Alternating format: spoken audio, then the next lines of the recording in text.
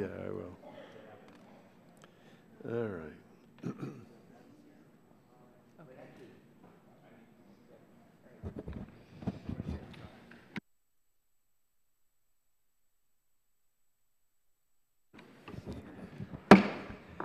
Time 4 o'clock having arrived, this subcommittee will come to order.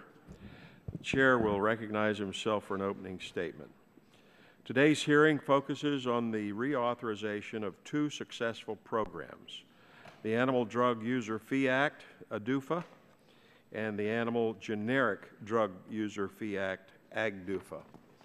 In 2003, ADUFA 1 was authorized to help the Food and Drug Administration review of animal drugs. Similar to the prescription drug user fee for human drugs, under ADUFA, FDA collected funds to help expedite the new animal drug approval process, reduce the application backlog, and improve communications with drug sponsors. The program was authorized for 5 years, and Congress renewed the program for an additional 5 years in ADUFA 2 in 2008. In fiscal year 2012, FDA completed 747 ADUFA reviews. And according to FDA, the agency has exceeded all performance goals outlined in ADUFA 1 and 2. However, absent congressional action, FDA's ability to collect these user fees will expire September 30, 2013. FDA and industry have negotiated an agreement regarding the size and scope of ADUFA 3, which would extend the program through FY 2018, and these recommendations were delivered to the committee in February. Under the negotiated proposal, industry would pay approximately $23.6 million in FY 2014 and similar amounts adjusted for inflation for FYs 2015 to 2018. 20% of this total would come from application fees, 27% from product fees, 27% from sponsor fees, and 26% from establishment fees. The ADUFA 3 proposal also includes an annual offset adjustment based on any collection shortfall in previous years.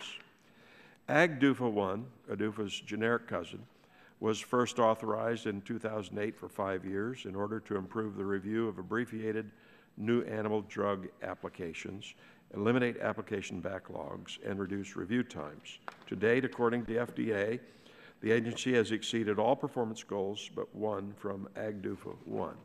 This program also expires September 30, 2013, unless it is reauthorized, and FDA and industry have negotiated an agreement for AGDUFA 2.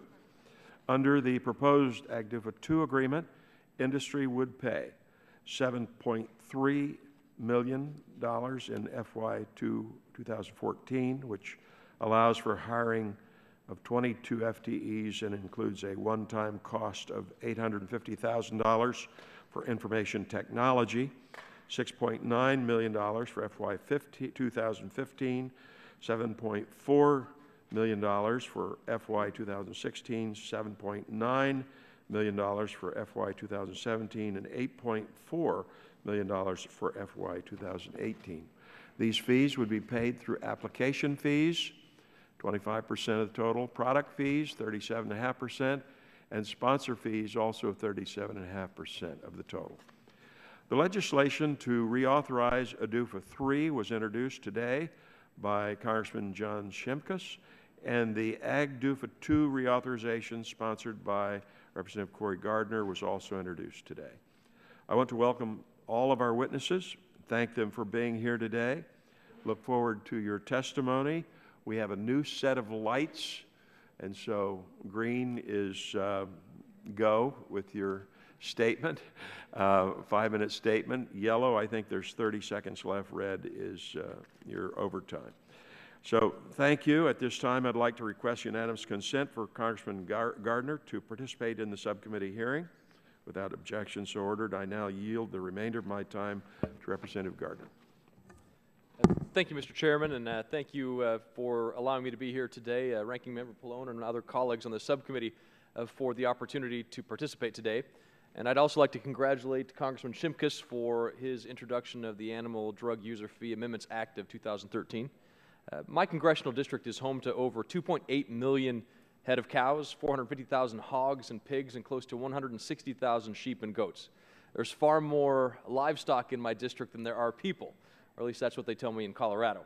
But in fact, Colorado, the state of Colorado, is the 5th largest state in the nation when it comes to cattle on feed. The ADUFA and AGDUFA programs have been a success at FDA, and the continuation of these important programs will ensure that livestock producers in Colorado, and indeed throughout the country, will continue to have access to safe and effective animal drugs to treat their herds. In particular, the Animal Generic Drug User Fee program at FDA has achieved noteworthy success since first being authorized in 2008. FDA decreased a significant backlog of applications and reduced the review time for new animal drug applications. The reauthorization of AGDUFA will continue this progress at FDA and our producers with cost-effective generic products that are available to the market, on the market faster. It's an honor to have the opportunity to lead the reauthorization of AGDUFA through this committee, and I look forward to working with my colleagues to ensure its passage and to hearing from the witnesses today. And with that, Mr. Chairman, thank you, and I yield back my time. Chair thanks the gentleman, and now recognize the ranking member of the subcommittee, Mr. Pallone, for 5 minutes for his opening statement. Thank you, Mr. Chairman. I'm pleased that the committee is having a hearing on 2 important bills today, the Animal Drug User Fee Amendments and the Animal Generic Drug User Fee Amendments, both of which I've co-sponsored. Without congressional action, the current agreements will expire at the end of this fiscal year, which would have a serious and harmful impact on the ability of FDA's Center for Veterinary Medicine to review new and generic drug applications in a timely manner. Prior to 2003, FDA's review of animal drug submissions was taken over a year and a half to be completed, and this obviously led to serious concerns that new and innovative pharmaceutical products were not making their way onto the marketplace in order to treat our nation's pets, as well as food animals that help sustain the nation's food supply. Accordingly, in 2003, Congress first enacted ADUFA to help improve the FDA review of new animal drugs. Like other user fee programs for human drugs, ADUFA authorized the FDA to collect fees to help ensure that the agency had the resources it needed to help expedite the new animal drug approval process, reduce the application backlog, and improve communications with drug sponsors. In 2008, because of the success of this program, Congress reauthorized ADUFA for 5 years, that's ADUFA 2, and so here we are again 5 years later. In order for FDA to continue the success of this program, Congress must act to reauthorize these user fees. Under the proposed ADUFA 3 agreement, the industry would pay approximately $23.6 million in fiscal year 2014 and similar amounts in the remaining 4 years based on inflation adjusters. This includes some resources for technology infrastructure in the first year.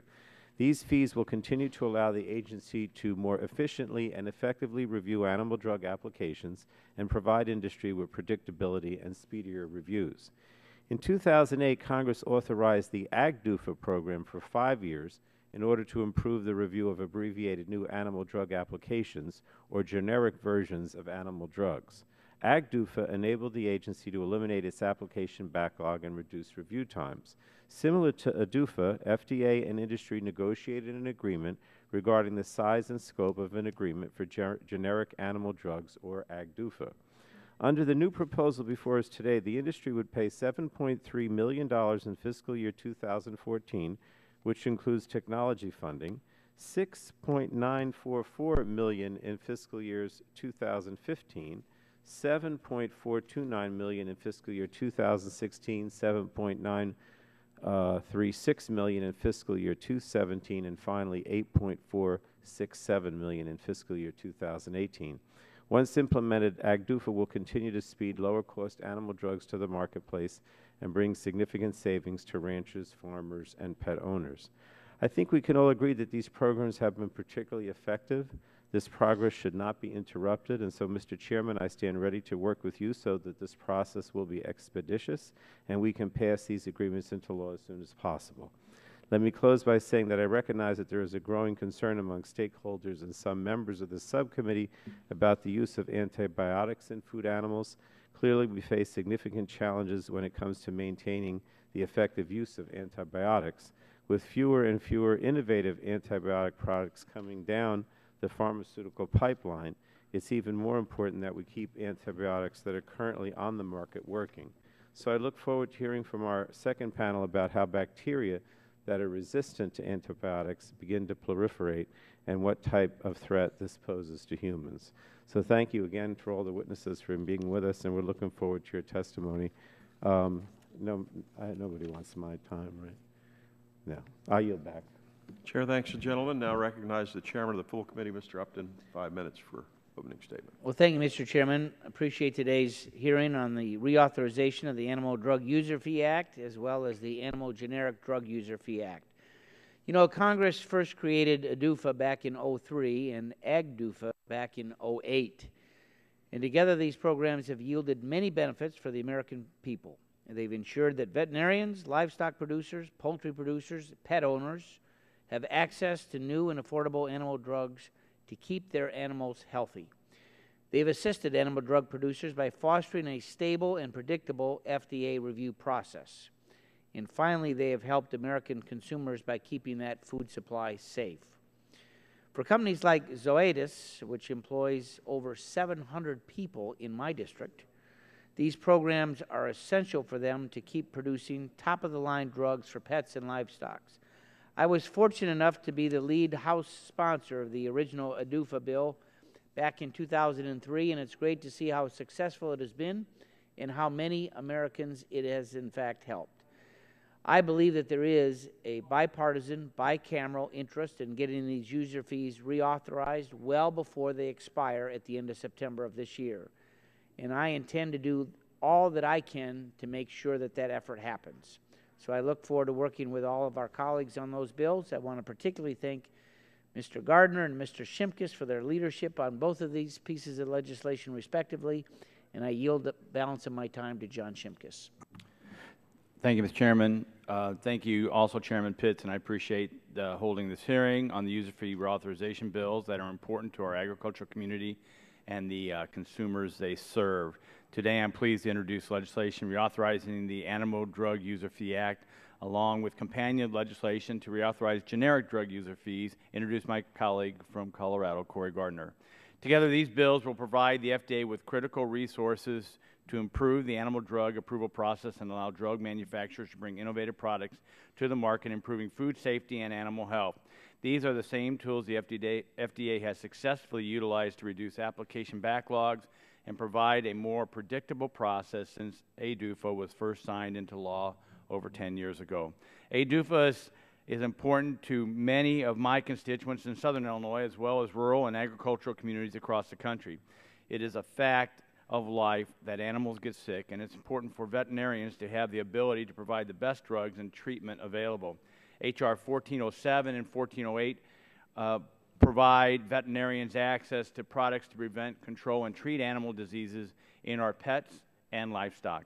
Livestock producers benefit as well. Last week when I announced the introduction of ADUFA reauthorization, I stood with beef and pork producers from my district who spoke on the importance of this legislation to their businesses and livelihoods. They rely on the timely availability of these drugs to provide a safe food product and maintain the health of their herds. At the end of the day, all American consumers benefit from the availability of safe and affordable food. This will have positive impact on everyone in our district, from producers on family farms to pet owners and consumers in major urban cities and suburbs around the country.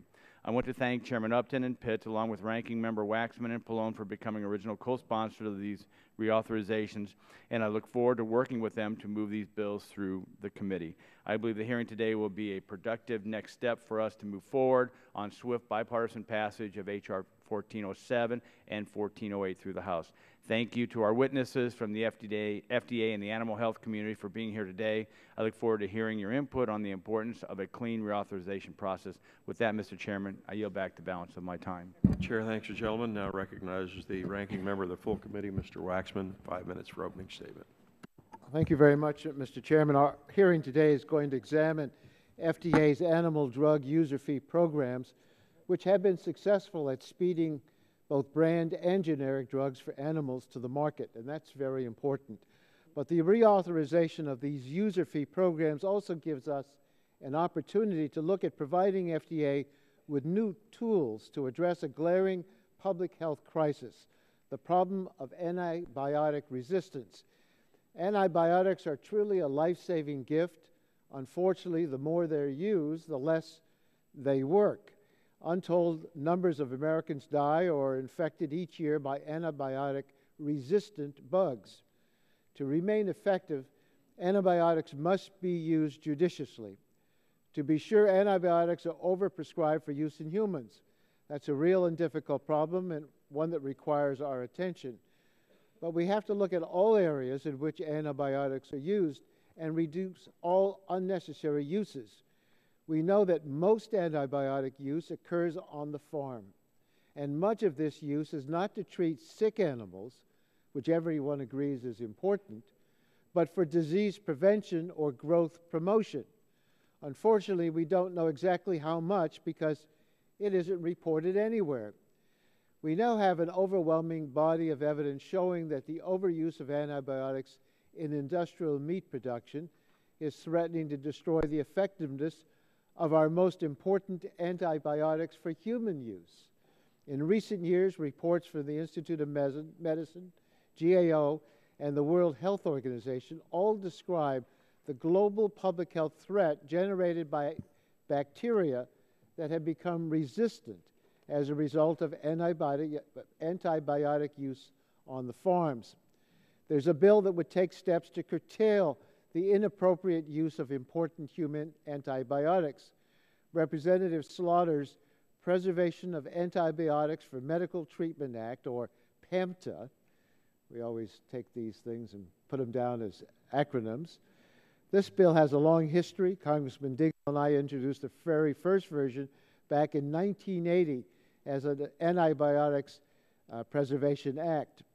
I think this legislation makes good sense, but it has unfortunately never moved very far. At least part of the reason it's failed to move is that industry claims there's not enough data to show a link between the use of antibiotics on the farm and the development of resistant bugs that harm people. That's why we need to ask industry to give us more data on how these drugs are being used. Industry should provide evidence to document its assertion that there's no link. Industry should not be able to have it both ways. We know a lot about how antibiotics are being used in humans thanks to our healthcare system infrastructure. We know very little about the use of antibiotics on farms and ranches. In the 2008 reauthorization of the animal drug user fee legislation, we took a sensible step by requiring drug companies to make certain limited reports to FDA on their animal antibiotic sales data. But we need to go further. Earlier this year, I introduced the Delivering Antibiotic Transparency in Animals, or DATA. DATA Act would enhance the information FDA gets about how these drugs are used by putting modest requirements on the drug companies and the major industrial meat production companies like Tyson's or Smithfield Farms. This is a common sense bill. There's no prohibition on the use of these drugs. We're simply asking that industry tell us more about the way these drugs are used so that we can learn more about how resistant bugs, which are harming Americans every day, are bred. The issue of antibiotic resistance is not new to this committee. In the 111th and 112th Congresses, we held several hearings on this issue. Now is the time for the next step by moving the DATA Act as we work to combat this public health crisis.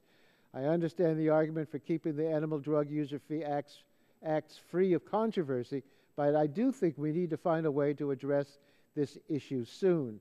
We need to ensure that FDA has not only the resources and procedures for speeding safe and effective animal drugs to market, but also the information to ensure that they are being used judiciously. I thank you, Mr. Chairman, for holding this hearing today. I look forward to the hearing from our witnesses, and I yield back the second 3-4 seconds I don't have any longer. Chair thanks the gentleman. That concludes the opening statements by the members. We have two panels today. I'll ask the first panelist to please come forward, sit at the witness table, and introduce her at this time. Dr. Bernadette Dunham, Director of the Center for Veterinary Medicine, U.S. Food and Drug Administration, is our first witness. Thank you for coming.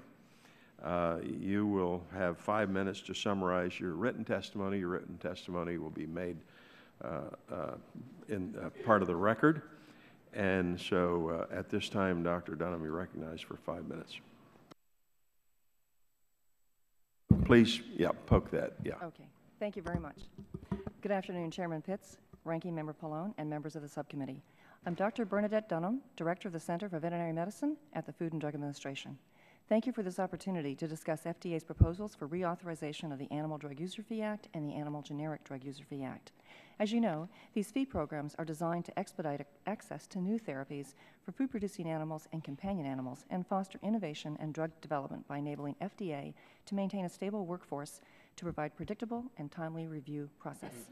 These programs have been highly successful and have enabled FDA to eliminate a backlog in applications, dramatically reduce the time needed to review animal drug applications and other submissions, improve timely communications with drug sponsors, and achieve other efficiencies in the drug approval process, while still ensuring the drugs are safe and effective. In my testimony today, I will provide the status of FDA's reauthorization activities. I'll also provide some information about each program, our achievements to date, and our proposed changes. The user fee provisions of ADUFA 2 and AGDUFA 1 will sunset on October 1st, 2013, if not reauthorized. Timely reauthorization is needed to ensure there is no disruption to these important programs. FDA began the reauthorization process with a public meeting held November 7, 2011, and began discussions with stakeholders in February 2012. FDA published the negotiated recommendations in the Fed Register on December 5, 2012, and solicited public comment.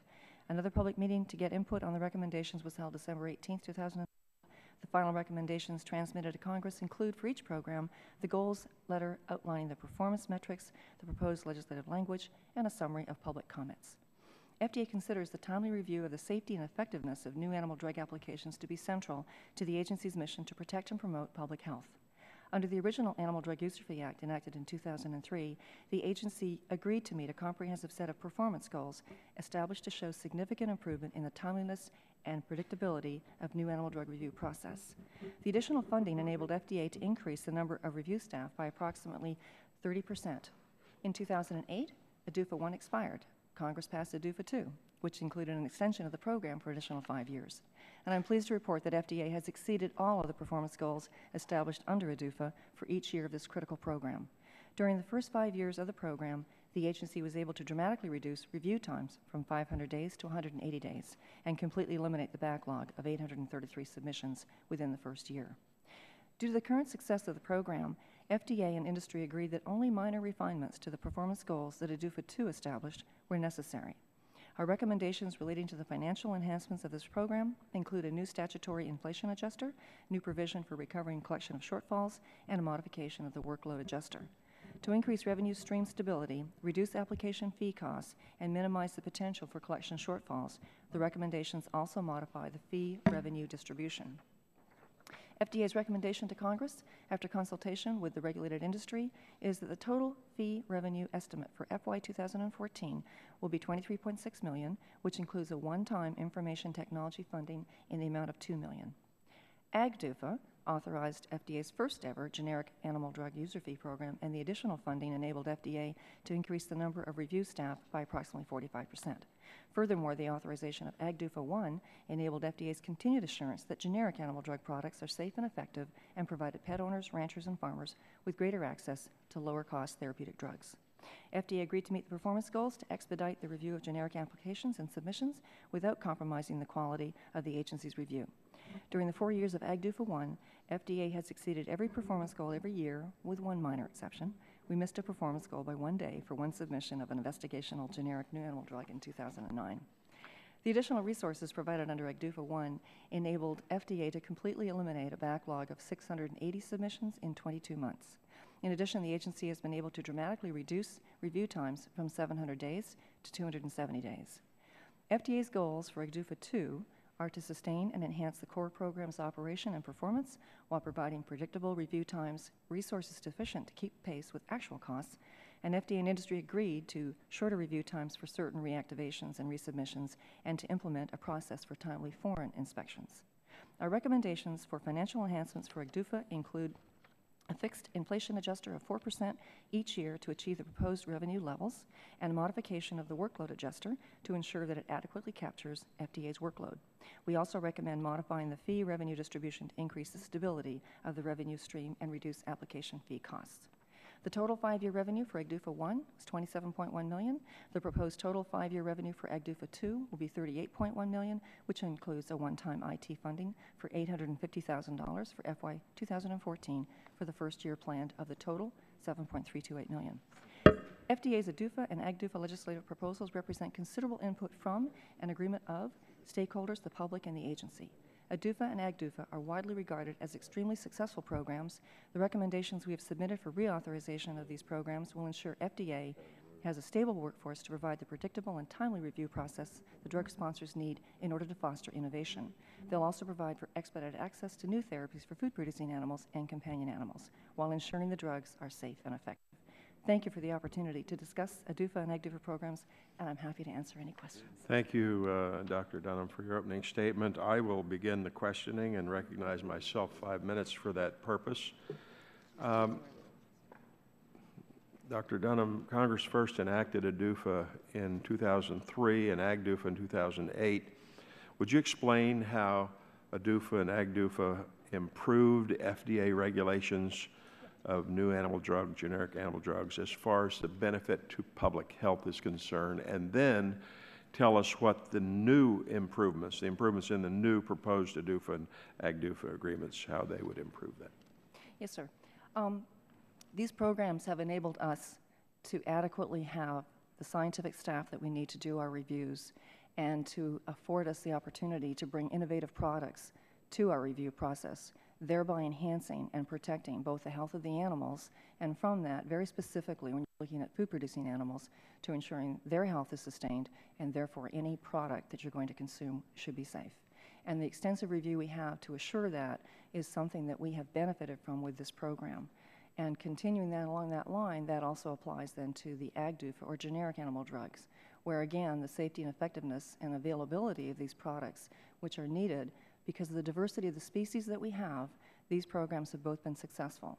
And the public health side is both sides, companion animal medicine to ensure they're safe and effective and keeping the animals healthy, because as you know, even with zoonotic medicine, there's an opportunity for problems there.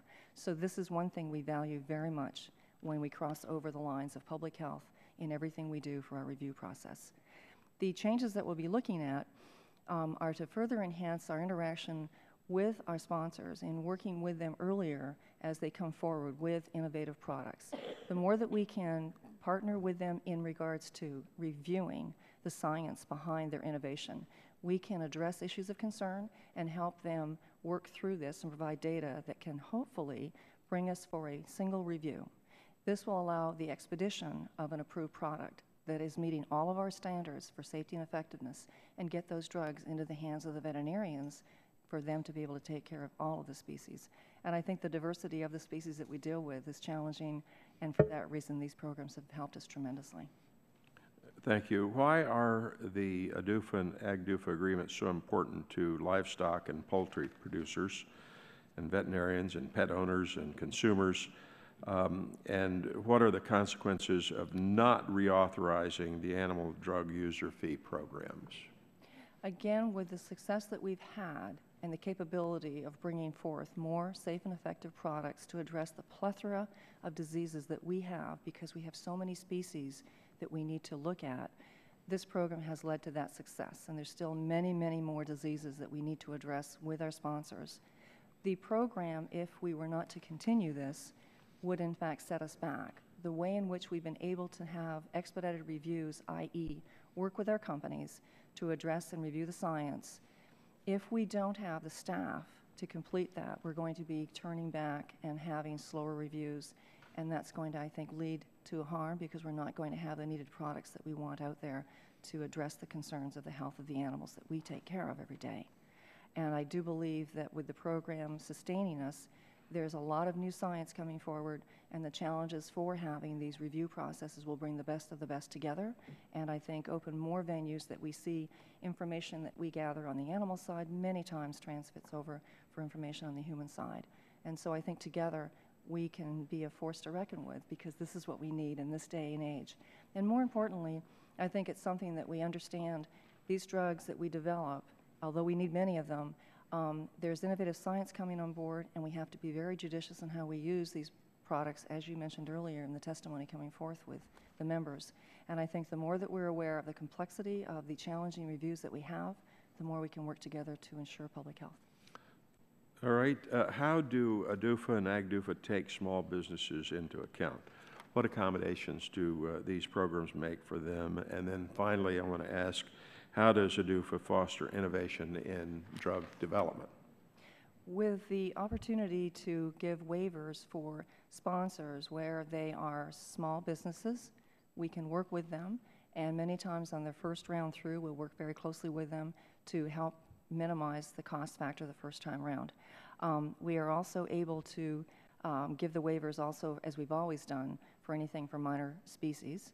And at the same time that we do this, we work very closely with the sponsors to bring them in earlier, as I said, to be able to address what they propose to do and understand the procedures they have to go through in order to get there.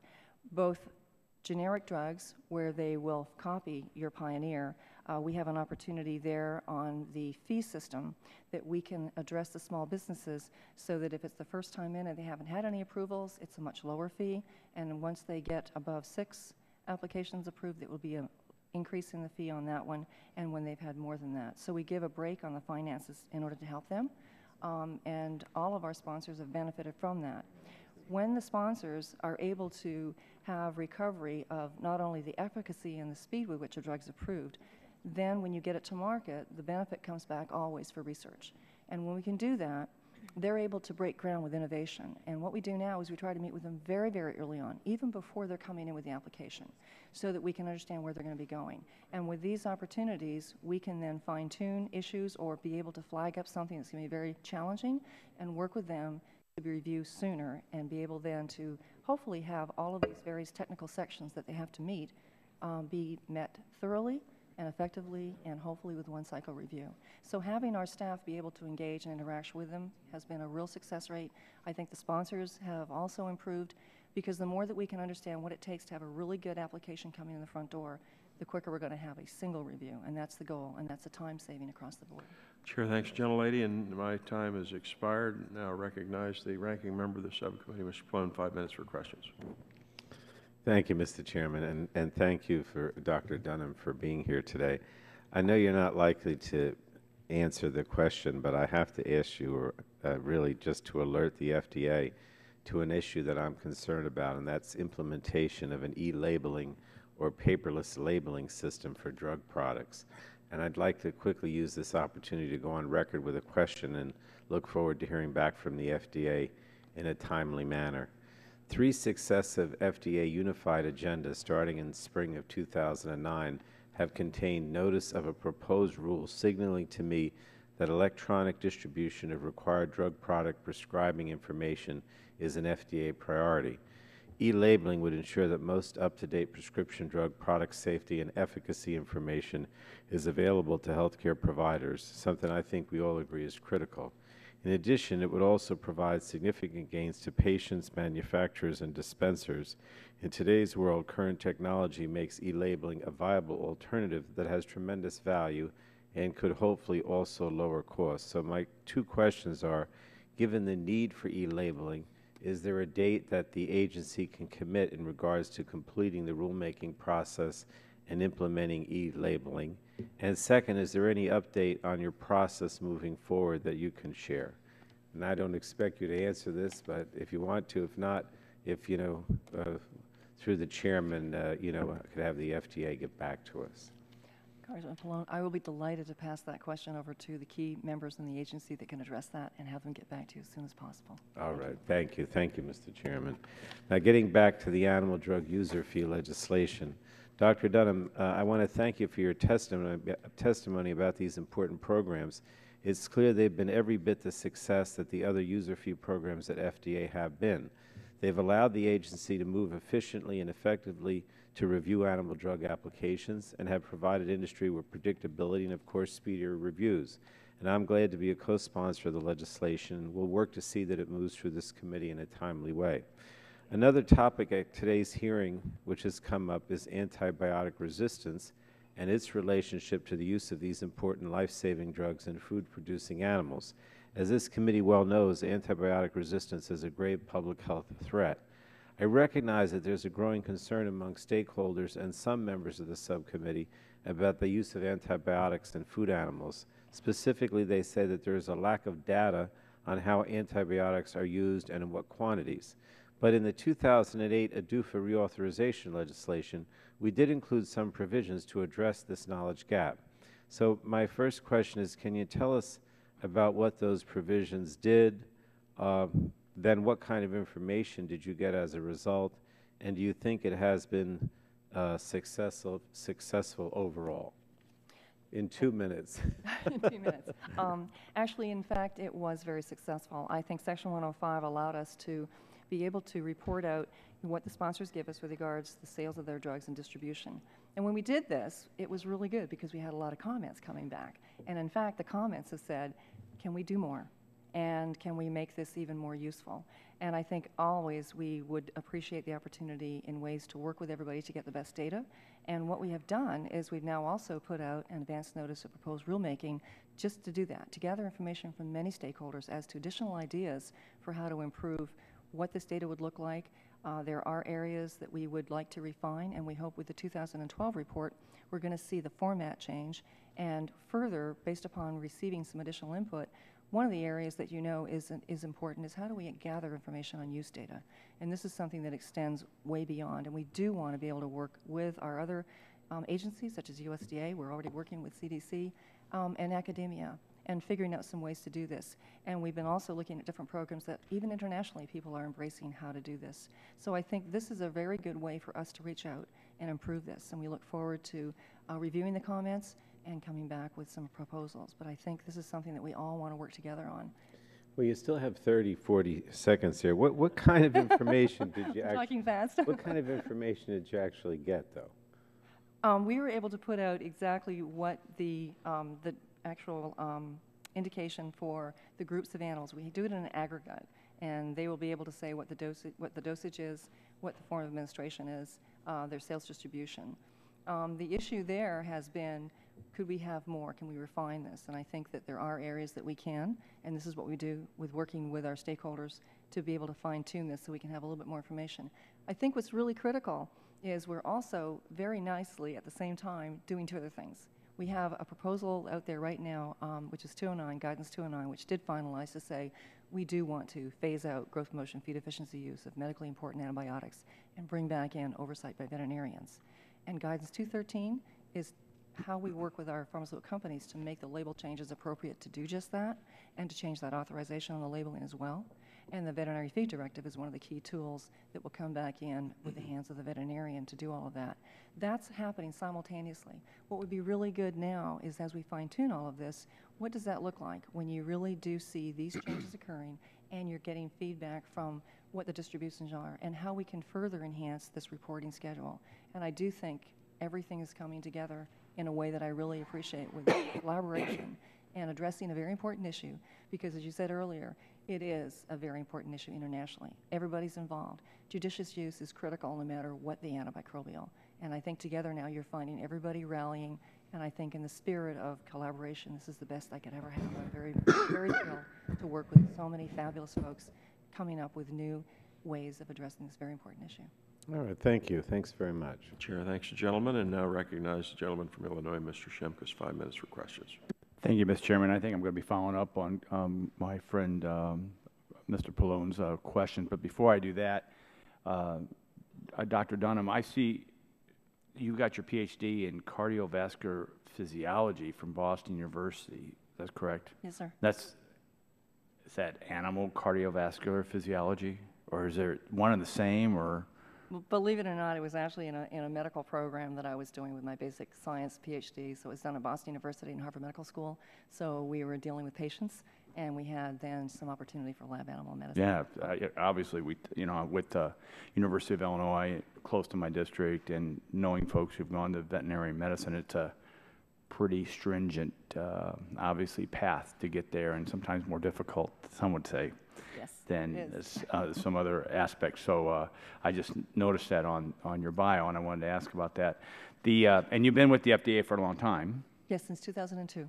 And the other point is that in this day and age, when we question role of government, I think the FDA and really the history with this program, it really does talk about the benefits of some government activity involved in protecting the safety and advocacy of our food supply for our public.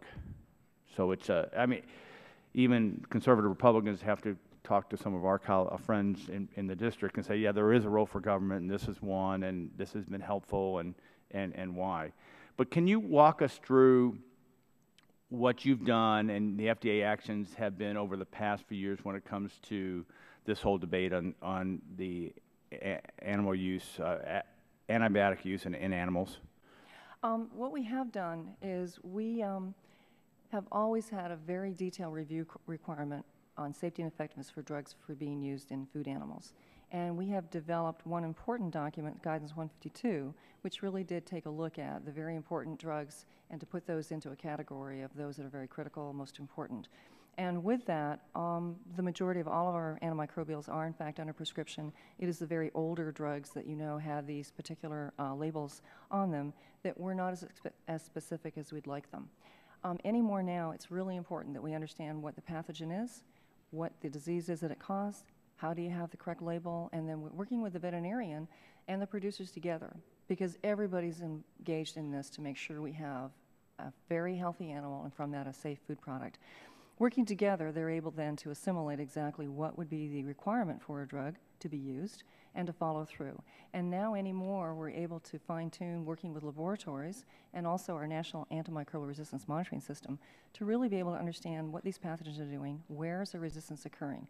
Number one, I don't want the drug to develop resistance in the animal, and I certainly don't want to have a problem with resistance in people. And that's why everybody has a role to play in judicious use of these very important drugs. And these programs now bring us together so that we can track and follow through to see what is happening. And the more that we have the veterinarian back, overseeing and working closely, this will be another way of enhancing that judicious use, which is really important. And combination, that data comes back that we're looking at for our review process so that we can be able to see what's happening with resistance and follow that across the board. And I think this way, if there are 3 or 4 drugs, it'll be a veterinarian to work at that program, understand that particular production site, and be able to select the best antimicrobial and be able to follow that. Right, and you were talking, and my time's running shorter, and you were talking about older drugs and stuff. What authority currently does the FDA have to restrict the use of any antibiotic that might have adverse impact on human health? I'm sorry, could you repeat that one more time? What authority does the FDA have today on you know, if there was an old antibiotic that they might suggest might have an adverse impact on human health? What can FDA do today? Right now, we have, as I mentioned, we have taken a very active approach to be able to work a collaborative procedure, to be able to phase those out. We've identified them. We've said these older drugs that are medically important will be phased out. We have 213, which is the guidance we'd like to see finalized and approved this year. Within the first 3 months, the sponsors will let us know their intention, and we've given them 3 years to make those changes. And this allows us then to go to a mandatory process if they don't. So this whole debate occurred in your discussions with the obviously stakeholders in the industry and yourself. Yes, this is one thing that I'm very, very proud of, to think that we've reached out and said, you know, we have a problem. We all know this. How can we all work together through this? And I think when everybody rolls up their sleeves and comes to the table and addresses this issue, you bring the best of the best out of everybody and many solutions, and not one size fits all. So how do we do this? And doing it together, I think, is a really success rate. So I'm looking forward to that. Thank you very much. Yield back, Chairman.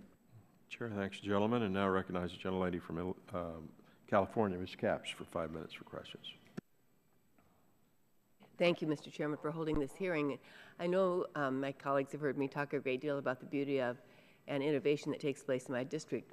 One of our biggest agricultural sectors is cattle production. So having a working center for veterinary medicine at the FDA is very important to the Central Coast of California as well. I want to thank the agency and industry partners for working together to come up with their agreement. I'm pleased that we are here working on this topic today. And thank you, Dr. Dunham, for your testimony. It seems clear that over the years, FDA has recognized that the use of antibiotics in food-producing animals can lead to the development of drug-resistant infections in humans. In 1999, FDA released a framework to evaluate the potential impact antibiotic use in food-producing animals could have on the development of antibiotic resistance in humans. In 2005, FDA withdrew the approval of one such antibiotic, fluoroquinolone, for use in poultry because a significant increase in resistance to that drug was observed in humans after it became widely used in chickens. More recently, FDA has announced that it is unwise and irresponsible to use important human antibiotics for growth promotion in animals. And the agency has taken a number of steps to encourage the industry to voluntarily stop such uses. Dr. Dunham, can you and will you now tell us a bit more about what went into the withdrawal of fluoroquinolone and the human health concerns that led FDA to take this extraordinary step? With that one, we had thank you, Representative Cass. We had an opportunity to, again, bring the best science forward and to follow this along. And with the data that we had at that time, one of the problems that we have seen within poultry is Campylobacter is a problem within the poultry. And when we had an opportunity to watch what was happening when exposed then to the drug, at that time, the data was being collected so that we could see there really was not only the hazard, but then once there was the further exposure, then we had a problem that we were able to identify. And upon doing so, and collecting that best science and review, then we were able to take action. And I think once we know there's the risk, the hazard, the exposure, that's the time when you have all the science that can be behind you when you make a decision like that. And then we went forth with that proposal at that time. And a few years later, it was taken off the market. I appreciate your response, and this example, which I was hoping that would be addressed in this way, because it really highlights a troubling glimpse, I believe, into the dangers to human health from the overuse of important antibiotics on farms. And I'm glad that we can see as a committee that you are in your department attempting to build cooperation from the industry in eliminating unnecessary uses of these drugs through a voluntary approach. But I do hope, and I guess this is the cautionary note, that if the voluntary approach fails, that FDA will either take a leadership role with regulatory action or come back to us to let us know that you need new authority. I believe this is scratching the surface here with this one example. Antibiotic overuse does pose a harmful public health threat, and we need our preeminent public health regulatory agency to do all it can to protect American people and preserve the effectiveness of these life-saving drugs. By overuse, then they become less effective when they're really needed for something else that's serious. Last Congress, we had numerous debates right here in this room about the shortages in the antibiotic pipeline and about the numerous potential superbugs that are resistant to our current antibiotic arsenal.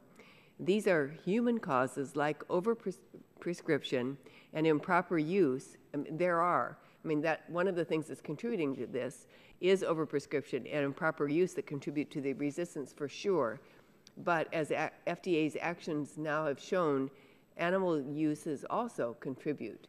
And I wanted to get that on the record so that we could highlight the importance. These issues are related, and I urge this committee and my colleagues to work together on this aspect of this issue so that we can address the full causes of antibiotic resistance. I appreciate your testimony and your being here today, and I yield back the balance of my time. Chair thanks, gentlelady. Now recognize the gentleman from Virginia, Mr. Griffith, 5 minutes for questions. Thank you so much for being here today, and do appreciate it very, very much. You know, we look at these issues, and I'm very concerned about ag issues in my district, and it is one of the largest industries in my district. I've been looking for ways to promote it and ways to expand it, and of course these issues that you bring up today are very important. According to the National Cattlemen's Beef Association, there are approximately 7,600 beef farmers and 220,000 head of cattle in the 9th District. That's not counting our lambs and our goats and everything else that we have. For this reason, development of and approval of new animal drugs and generic drugs, including antibiotics, are very important to the farmers that I represent. I do appreciate you being here and the positive relationship that I'm told exists between your office and the stakeholders in the ag and pharmaceutical industry. So I do appreciate that. I am concerned about large animal vets and the shortage that we have of those. I understand that there's a big concern about that shortage, and I'm just wondering if the FDA is taking those concerns into consideration when proposing new guidance documents. Thank you very much. And yes, we are. We've been meeting with the American Veterinary Medical Association because this issue of do we have sufficient food animal veterinarians available has been an issue for a number of years. And the other thing that's happening while we address those issues is to understand the plethora of veterinarians and where they're located versus where they're not, and how things have changed with regards to practice of veterinary medicine, as we've seen even with human medicine. And the technologies are enabling a tremendous amount of change that we want to embrace. Just for example, we have the capability of smartphones. We have the capability of labs talking to each other much better and correlating and very quickly turning things around. So you think about all of that and you say, well, how can I do this even more effectively? We need to hear from the producers and the veterinarians as to how we can coordinate this. The opportunity for veterinary technicians has been looked at. The universities are all embracing where advancements in medicine have taken us and how then are we using those in practice. The coordination with some of our producers are state-of-the-art with how, as you know, they are set up, their track record, their records of medical references, their access to laboratories, and again, the veterinarian to be there, which is so important to oversee and work through this and be able to prescribe and know what's happening with those herds to ensure their health is there, again, to make sure we're protecting public health and any food item. And I think as we talk through them, there's a variety of different ways of addressing these concerns as we work through these, where I said again, not one size fits all, and we learn from each other, and certain things that work in one state can work in another state. The opportunity, again, for communication is going to be critical as we establish the veterinary-patient relationship in a way that embraces today's technology of where we're located and how we interact. And I've been very, very pleased. We had a committee that was brought together through the American Veterinary Medical Association for just that purpose. How do we work through these challenging issues right now? And in fact, there are a number of students that I'm very pleased are continuing to seek their careers in the food animal production side of veterinary medicine. Well, and I've got two questions arising out of your answer. One, do you think that we should be working to see that we get either larger enrollment at our existing schools, or should we be looking to maybe expand and have some new veterinary medicine schools open up in the country? Well, actually, there are a few more schools that I think will be opening up. I think the most important thing is for us, when we're talking to our next generation, is to encourage them of, I think, a stellar occupation in veterinary medicine. I can't be prouder to be a veterinarian because of the plethora of issues that we get to be challenged with. It's fantastic and it's so rewarding to encourage them and let them know there are careers in the field. That's one thing I would love to see us do more of. The schools themselves are absolutely top-notch, and you mentioned a minute ago that it's oftentimes more challenging, Representative Simkus, to be able to get into veterinary medicine. That is true, but I think the rewards that you get afterwards and the public health mission that we accomplish every day is outstanding. So that would be part and parcel of what I'd encourage. And then the other question I would have is, we had some hearings about medical devices before we left, and there were some interesting cheap fixes that we saw, and there were other issues involved that wouldn't affect the veterinary side, but I'm just wondering if FDA is prepared to move a lot of those things forward fairly quickly, because we learned about a device that was being used for children in the African continent, but it was an $8 hack onto a smartphone. And it would seem to me, you know, is the FDA prepared? I know you can't answer for people, but on the animal side, are we prepared to get that stuff out into the field as fast as possible when it's something as simple as an $8 hack on a smartphone? As long as we can keep things there, we're going to make sure that it doesn't impinge on safety and effectiveness. We're going to work through a number of these opportunities to be able to further enhance how we can share information that is so rapid and moving so quickly, and also tracking. And I think with that, there's that capability of, you know, you can pull up an X-ray, you can pull up a lab report. You could have our veterinarian, which are first responders, getting back to us very, very quickly right now, and I think that alone says so much when you realize how quickly everything moves in this day and age. Internationally, we travel, animals travel, microbes travel. It's incredible. Processed food is already across before you even blink your eye. The more that we need to embrace technology for all the benefits, it's also quintessential in protecting animal health and public health to be able to enhance those communications. Thank you so much, and I yield back, Mr. Chairman. Chair thanks the gentleman. Now recognizes the gentlelady from Virgin Islands, Dr. Christensen, for 5 minutes for questions. Thank you, Mr. Chairman, and thank you for your answers thus far and your testimony. I also want to follow up on the resistance issue, and I think just So to step back for a moment and make sure that we all understand what we're talking about, and for the record, could you give us a brief overview of how antibiotic resistance develops and why it's a particular problem with continual long-term administration of antibiotics in feed or water as is done for growth promotion purposes? I think the question of antimicrobial resistance is challenging. It's incredibly complex, and I don't have the answer. But I do know that there are incredible minds internationally working on this, as we all need to every day, because it touches all of us, not just humans and not just animals, everything, plants as well. So the more that we're able to understand the complexity of this, we have the opportunity to intervene. No matter what, judicious use of any antimicrobial anywhere, from a dentist, physician, or veterinarian, is quintessential. That being said, then that's why it's so important that we have the veterinarians overseeing and using these drugs with their medical training and working closely with the producers who absolutely then know their animals and how we can coordinate this and to track it. I think that part is happening more and more, and the recognition that if you use an antimicrobial, you are putting pressure back on that pathogen. You want to make sure you have eliminated that pathogen. So knowing the right antimicrobial to choose based upon what the pathogen is and the disease that it's caused, and to follow that through, or to work up your lab to be able to decide that, that's the kind of stuff that we all have to embrace, and that's what we're seeing. So one thing that we have chosen, as I mentioned, was to recognize that I think growth promotion feed efficiency were very, very older claims on antimicrobials way back. And what was missing was exactly the pathogen and the disease and the dosage. Now we want to come fast forward, and all of these very important drugs need to have that, and they need to be under the veterinary oversight. So where there would have been in the past, we are now looking to do that. Phase out, labels will be changed, identification is on the label. So now when a physician or veterinarian is looking at this label, it will identify that, and then they can do the proper workup. That brings us back again to enveloping judicious use across the board. Well, sure. As a physician, we are always pressured to give antibiotics for viruses, for flus, and so forth. And sometimes that's quite unpopular because you just don't do that unless you have a pathogen. So it's important, as you said, in human health as well as in animal.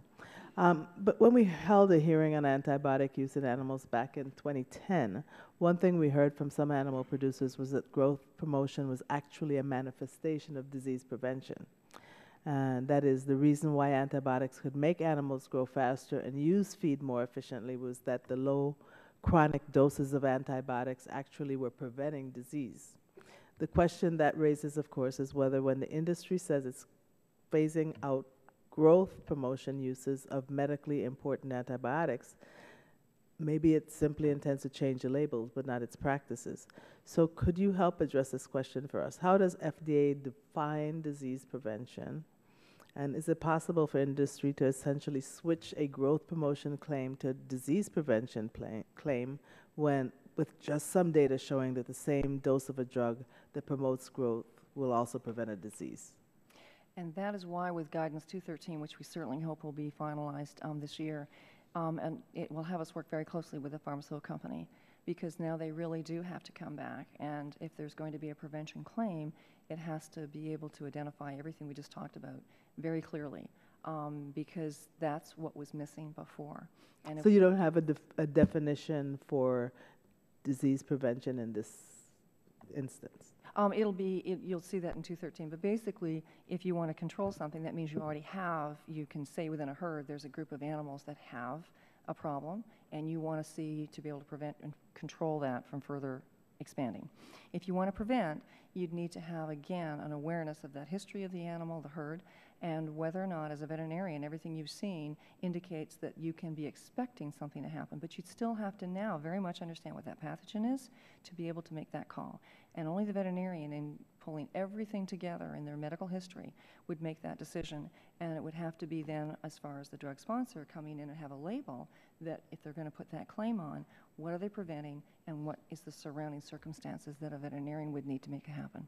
So you would have treatment, control, and prevention, and each one could be fine-tuned and explained. And now those labels would have to meet this new criteria before they could have that on them. Thank you. Thank you, Mr. Chairman. Chair, thanks. Gentlelady, now recognize Gentlelady from North Carolina, Ms. Elmers, 5 minutes for questions. Thank you, Mr. Chairman, and thank you, Dr. Dunham. And a moment ago, you were speaking with my colleague, Mr. Griffith, about the excellent veterinarian schools in the country. And being a member representing District 2 of North Carolina, I have to speak up for the NC State School of Veterinary Medicine. Excellent school.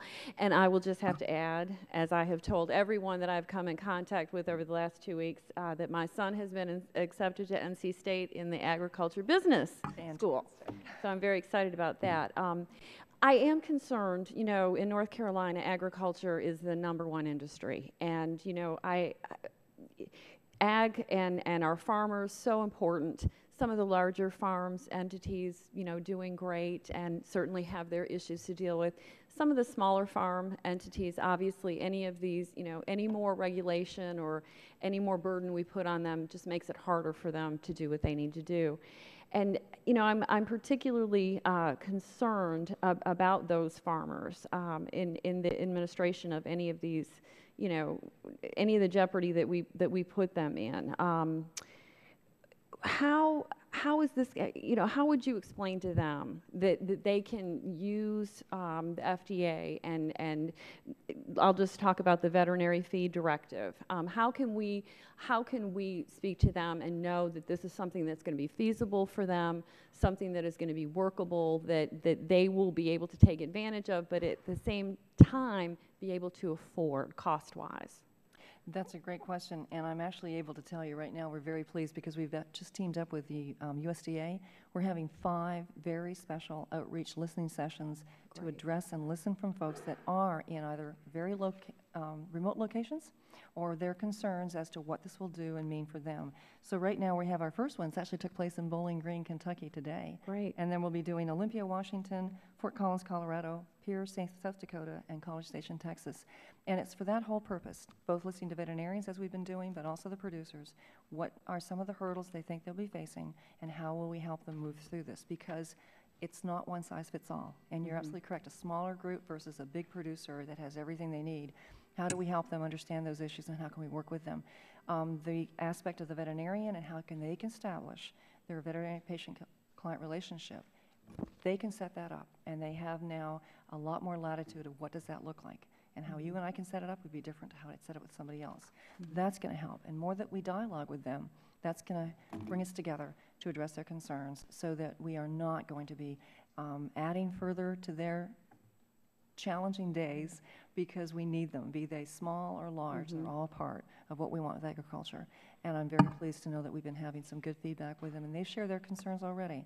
We've had a lot of meetings with different producers. They've come in, or they've actually come into D.C., and they've come from different states, and we've had a chance to meet with them, explain what this all looks like, what will the veterinary feed directive be, and how a veterinarian now has the opportunity to fine-tune and be responsive for this and to work with them. And I've been really, really impressed with the willingness to say, well, I have this issue. Maybe we could do this. What about this? That brings out the best, and the solutions are going to be terrific coming forward. Great. Well, thank you. And, you know, I'm glad you mentioned coupling with the USDA because my next question has to do with, you know, the veterinary shortages that, of course, across the country we're faced with. And, you know, one of the things that we're looking at here in Congress are the possibility of, you know, basically veterinarian medicine loan repayment programs. And, you know, from your perspective, I don't want to put you on the spot, you know, but there is a high, basically, tax that is associated with that, as high as 39% of repayment. In your opinion, coming from the FDA and having to do with our farmers and agriculture across this country, how does that to me, I mean, that's pretty straightforward. That's a pretty negative effect, especially when you're talking about trying to serve underserved areas. What is your opinion on that? And I mean, you know, just in the 40 seconds you have left, you know, if you can just give me a little idea of what you think. That is definitely a challenge. I think all of our students, no matter where they are facing tremendous, tremendous burdens with the student loans. Any possible way we can assist is going to be welcomed, and they appreciate that. And yet when I meet with the students, they are absolutely dedicated and thrilled to be doing what they want to do, and yet they're willing to take on these loans. So anything we can do to help is what we have to do, and to show them that there's still a way to have a career that's incredibly rewarding while, as you said, paying off these loans. So I do welcome that. I know all of the associations are trying to do something. We would like very much to even have a student loan repayment program ourselves. I haven't quite got all the money for that, but I would love to do that. But anything that we can do and encourage would be a real positive, because we need them. It's a career that we have to have and sustain with veterinary medicine. It is so important. I know many times we look at us as just being the ones to take care of the animals, but veterinary medicine crosses so many areas. Absolutely. And they come with the most incredible dedication. And then their experience, maybe they'll be members of Congress. It'll be fantastic what they can continue to do. Great. I truly appreciate your testimony. Thank you. Thank you. Chair, thanks. The gentlelady, I know the gentleman just walked in. We're about to wrap up questions. Dr. Gingrey, do you have any questions you'd like to ask? All right. All right. At this time, then, with unanimous consent, we'll recognize Representative Gardner. 5 minutes for questions. Thank you, Mr. Chairman, and thank you, members of the committee. Dr. Dunham, thank you for your testimony today, and just a couple of quick questions for you. Everybody's bragged about their vet schools, so I'll throw in a word for Colorado State University and the aforementioned Fort Collins, Colorado, where you'll be having a clinic here, at least a forum very soon, so thank you for your participation in that. In your testimony, you described the significant backlog on generic applications prior to the authorization of AGDUFA. What caused that backlog in the first place? And if you don't mind maybe talking a little bit about the causes, was a simple matter of resources? Go into that a little bit. It was actually resources, and just not having the resources to have the dedicated people we need to do that review. And I can't echo enough how appreciative we are of this program, because once you get a chance to fill the resources and have the staff that can do the review, it's incredible what you can accomplish. And to have that sustained reliability then on not only keeping our FTEs, but you're able to then give back to the companies to know exactly what these performances are. And together, we can enhance and get those drugs reviewed. And so that is why this program and its reauthorization is critical, because we've established so much, and I'd hate to see us go back. And the success story exemplifies that. And I think in your testimony, I believe you were talking about, was it AGDUFA or ADUFA? It wasn't, I think you talked about hitting every single performance goal except for the one That by was on one AGDUFA, day. And that was that's right. AGDUFA, correct, as a result of this? Yes. And in your discussions with farmers and ranchers, I know you spoke with my colleague a little bit about this. Can you describe the importance of having generic drugs on the market? I think it's really important. As we all know, we always value what the cost factors are. And just like on the human side, it's an opportunity to have a safe and effective drug that would be able to give you some cost savings. And I think, as you said earlier, with the plethora of animals and species we have, you can see how much more diversity we're going to have to deal with all of that. So the more that we can have generic drugs come through and have their approval, it's going to be helping everybody. We need so many drugs approved for so many different diseases in so many species. It's constantly challenging us. So this is another plus, and I've been very impressed with what they've done. About 2 months ago, Jennifer Johansson, as the vice chair of the Generic Animal Drug Alliance, testified before the Senate Help Committee, stating that the number of generic new animal drug applications decreased after the implementation of AGDUFA. Are you aware of a reason for this? Do you feel at the present time that the submissions are adequate to provide available generics to producers? I think we're seeing that. I think at the time we were also going through some economic turmoil, and I think there was a little bit of hesitancy. We even saw that as to how many applications were actually coming in, and that's something that goes along with what happens in the market. But that seems to have leveled out right now, and I would have to say that I think we're going to continue to see more coming forward. You mentioned some of the feedback, the forum, the information you're getting from stakeholders. We've talked about what you're getting from veterinarians, what you're talking about getting from people in the livestock industry. What about, could you describe the stakeholder process with other people who may be outside of the industry itself, but who are interested in pharmaceutical issues as it pertains to yes, the and we animal have side? a number of many of them are here actually today in the audience. We have a number of other activist groups, i.e., that are helping us across the board with anything on medicine, consumers, academics, association groups that you'll see here, trying again to see how can we work together to address whatever these challenging issues are. Working with other agencies as well brings us forward. The public at large. We often have calls, letters from the public with their issues and their concerns, all the way from whatever it is with companion animal medicine to the issues du jour of how we can be more judicious in the use and protection of antimicrobials. I know we don't do the biologics, that's done with USDA, but together those will help address the health concerns that we face and the venues of how we can all come together. And what that also does is it brings some of the best scientists and the issues du jour and how fast science is advancing. And so there's been opportunities to further collaborate with groups. They've come in and suggested different things that we can do with them.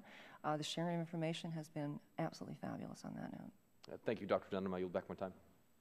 Chair, thanks, gentlemen. That concludes our first panel. Thank you very much, Dr. Dunham, for coming, for all the good information and testimony you presented. The members may have additional questions. They'll forward those to you if they do.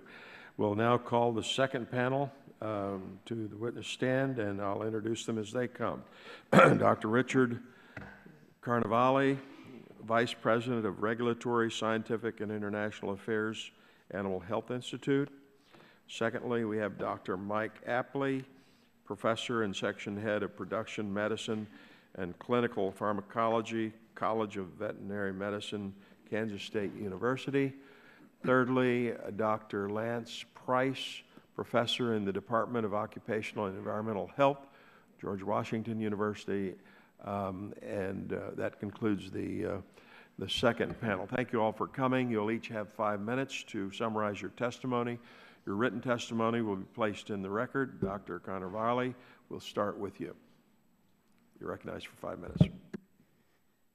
Thank you, Mr. Chairman and members of the subcommittee. Thank you very much for holding this hearing on this important piece of legislation, as you've aptly described today, and for the opportunity to speak to you today about an important human and animal health benefits that results from using medicines to keep animals healthy. I am Dr. Richard Carnevale. I'm a veterinarian by training with a degree from the University of Pennsylvania School of Veterinary Medicine, and I'm here today on behalf of the Animal Health Institute, a trade association that represents companies that make medicines for animals. Our companies share a common mission. We contribute to public health by protecting animal health. Animal health products also give veterinarians and livestock and poultry producers the necessary tools to protect the health and well-being of food-producing animals. Veterinarians work hard to prevent disease in animals, and it is important for them to have the medicines available when needed to treat a disease or disease threat. Mr. Chairman, the Center for Veterinary Medicine has a rigorous science-based approval process that provides to the American public the products necessary to protect public health by protecting animal health. Every year, scientists uncover new diseases in animals, some of which pose a threat to human health.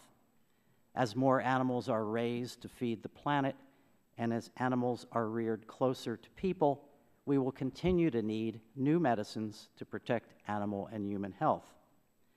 The reauthorization of ADUFA will continue to provide the agency the resources necessary to maintain and improve this approval process, provide new and innovative products to allow our pets to live longer and healthier lives, and contribute to food safety by keeping food animals healthy. The FDA animal drug approval process looks much like the human drug approval process. Animal drug companies submit data packages to demonstrate safety, efficacy, and the ability to meet the same stringent FDA manufacturing standards as human medicines. It is a costly process, requiring as much as $100 million and 7 to 10 years to bring an animal drug to market. The market for animal drugs, however, is nothing like the market for human drugs. Our products are used to treat 7 different major species of animals and many more minor species. A blockbuster animal drug will have sales of around $100 million, but the vast majority of animal health products have market sizes of around $1 million or less. There is no Medicare or Medicaid. Excuse me. I'm missing a page. Sorry. I'll move right on. The reauthorization of ADUFA will continue to provide the agency the resources necessary to maintain and improve this approval process, provide new and innovative products to allow our pets to live longer and healthier lives, and contribute to food safety. Passage of this important legislation will have several benefits. FDA CVM benefits by having additional resources to meet its mission of protecting public health. Animal health sponsors benefit from a stable and predictable review process, allowing them to make informed decisions about the investment risks of research and development dollars. Veterinarians benefit from having new and innovative medical advances available to treat, control, and prevent diseases in their patients. Livestock and poultry producers and the veterinarians on whose advice they rely also have the tools to keep food animals healthy. Pet owners benefit by having their animals live longer and healthier lives, increasing their enjoyment of these companions. And consumers reap the food safety benefits that come as a result of the availability of additional tools to keep food animals healthy. AHI believes that the funding agreed to by the industry over the next 5 years is based on an objective assessment of agency resource needs and will allow the agency to maintain all current standards and also improve performance in key areas. The agreement calls for approximately $118 million in funding over the 5 years and uses a variable rather than fixed inflation factor, as was mentioned today. The financial agreement seeks to reduce the impact that fees may have on small businesses and small product markets by reducing the total percentage of fees coming from new animal drug applications and supplemental applications from 25% to 20%. The agreement also includes a provision for FDA to make up potential fee shortfalls that may be experienced by allowing for adjustments to levied fees in the out years of the program. FDA has consistently met timeframes for all Sentinel submissions identified in the goals letter, as Dr. Dunham explained, and we're confident the agency will continue to do so over the next 5 fiscal years. The new agreement continues all current submission review timeframes mandated in ADUFA 2. However, the new agreement adds important enhancements to the review process. Animal drugs generally go through a phased review process, whereas each specific area called technical sections of the new animal drug application is submitted and reviewed independently. Once the technical sections for safety, efficacy, manufacturing, and environmental impact are completed, an administrative NADA is filed referencing those sections, and approval of the product occurs within 60 days. If technical sections can be completed more rapidly, it will lead to earlier filing of the administrative NADA and therefore reduce overall time to market of safe and effective animal medicines. Could you wrap up, please? Yes, and that will be accomplished by significantly shortening the review times of the second pass submissions. There are other agreements that we have talked about today, and I'll sum by saying that the new agreement commits the agency to work with the industry to examine some longer-term goals. First, AHI will enter into discussions about how to extend conditional approval process, and also will take a look at how current animal drug combinations are approved. This could have significant future importance with the advent of the FDA proposal to move more antimicrobials used in feed to the Veterinary Feed Directive Program, as was discussed. Mr. Chairman, I ask you to pass this legislation in a timely manner and reject any changes that would jeopardize this bill so this program can continue without interruption. Chair, Thank you very much. gentlemen. Recognize Dr. Apley, 5 minutes for opening statement. Mr. Chairman and members of the committee, good afternoon. I'm Mike Apley. I'm a veterinarian. Is your mic? Yeah. Got her. Thank you. Thank you. Okay. I'm Mike Apley. I'm a veterinarian and a clinical pharmacologist at Kansas State University College of Veterinary Medicine with friends at North Carolina and Colorado. My area, some up there too. My specialty areas are food animal production and the use of drugs in these animals. Today I wanted to share with you a little bit about how drugs are used in food animals. The first thing I wanted to emphasize is that this use revolves around a relationship of veterinarians to food animal producers. Veterinarians are a vital part of the drug use decisions by food animal producers, especially for antibiotics. This relationship is described and promoted in programs such as beef quality assurance and pork quality assurance. The combination of close monitoring and knowledge of the animals by the producer with the training and experience of the veterinarian is the best possible approach to animal health. Antibiotics may receive approval by the FDA Center for Veterinarian for 5 indications: treatment of disease, prevention of disease, control of disease, improved feed efficiency, and improved rate of gain. Those last two indications are production uses, which may also be referred to as growth promotion claims. These claims are specifically referred to in FDA Guidance for Industry 209, which Dr. Dunham referred to, in which FDA CVM refers to these indications as injudicious uses and asks for voluntary withdrawal of these indications. While the FDA has not released official definitions for indications 2 and 3, which were prevention and control, that I'm aware of as of yet, as a clinical pharmacologist, I wanted to share my working definitions of these applications. Prevention is the use of an antibiotic to prevent disease occurrence in a population of animals when experience suggests that this particular time in the production cycle is very likely to result in a disease outbreak in this population of animals. The need for prevention varies according to the current disease pressure and may change over time. Control, on the other hand, is use of an antibiotic to reduce the number of additional clinical cases in a population where clinical observation or recent stressors and exposure indicate that the disease process is clinically apparent or in development. The overarching goal of veterinarians and producers is to replace the need for prevention or control uses of antibiotics through practices such as biosecurity and vaccinations.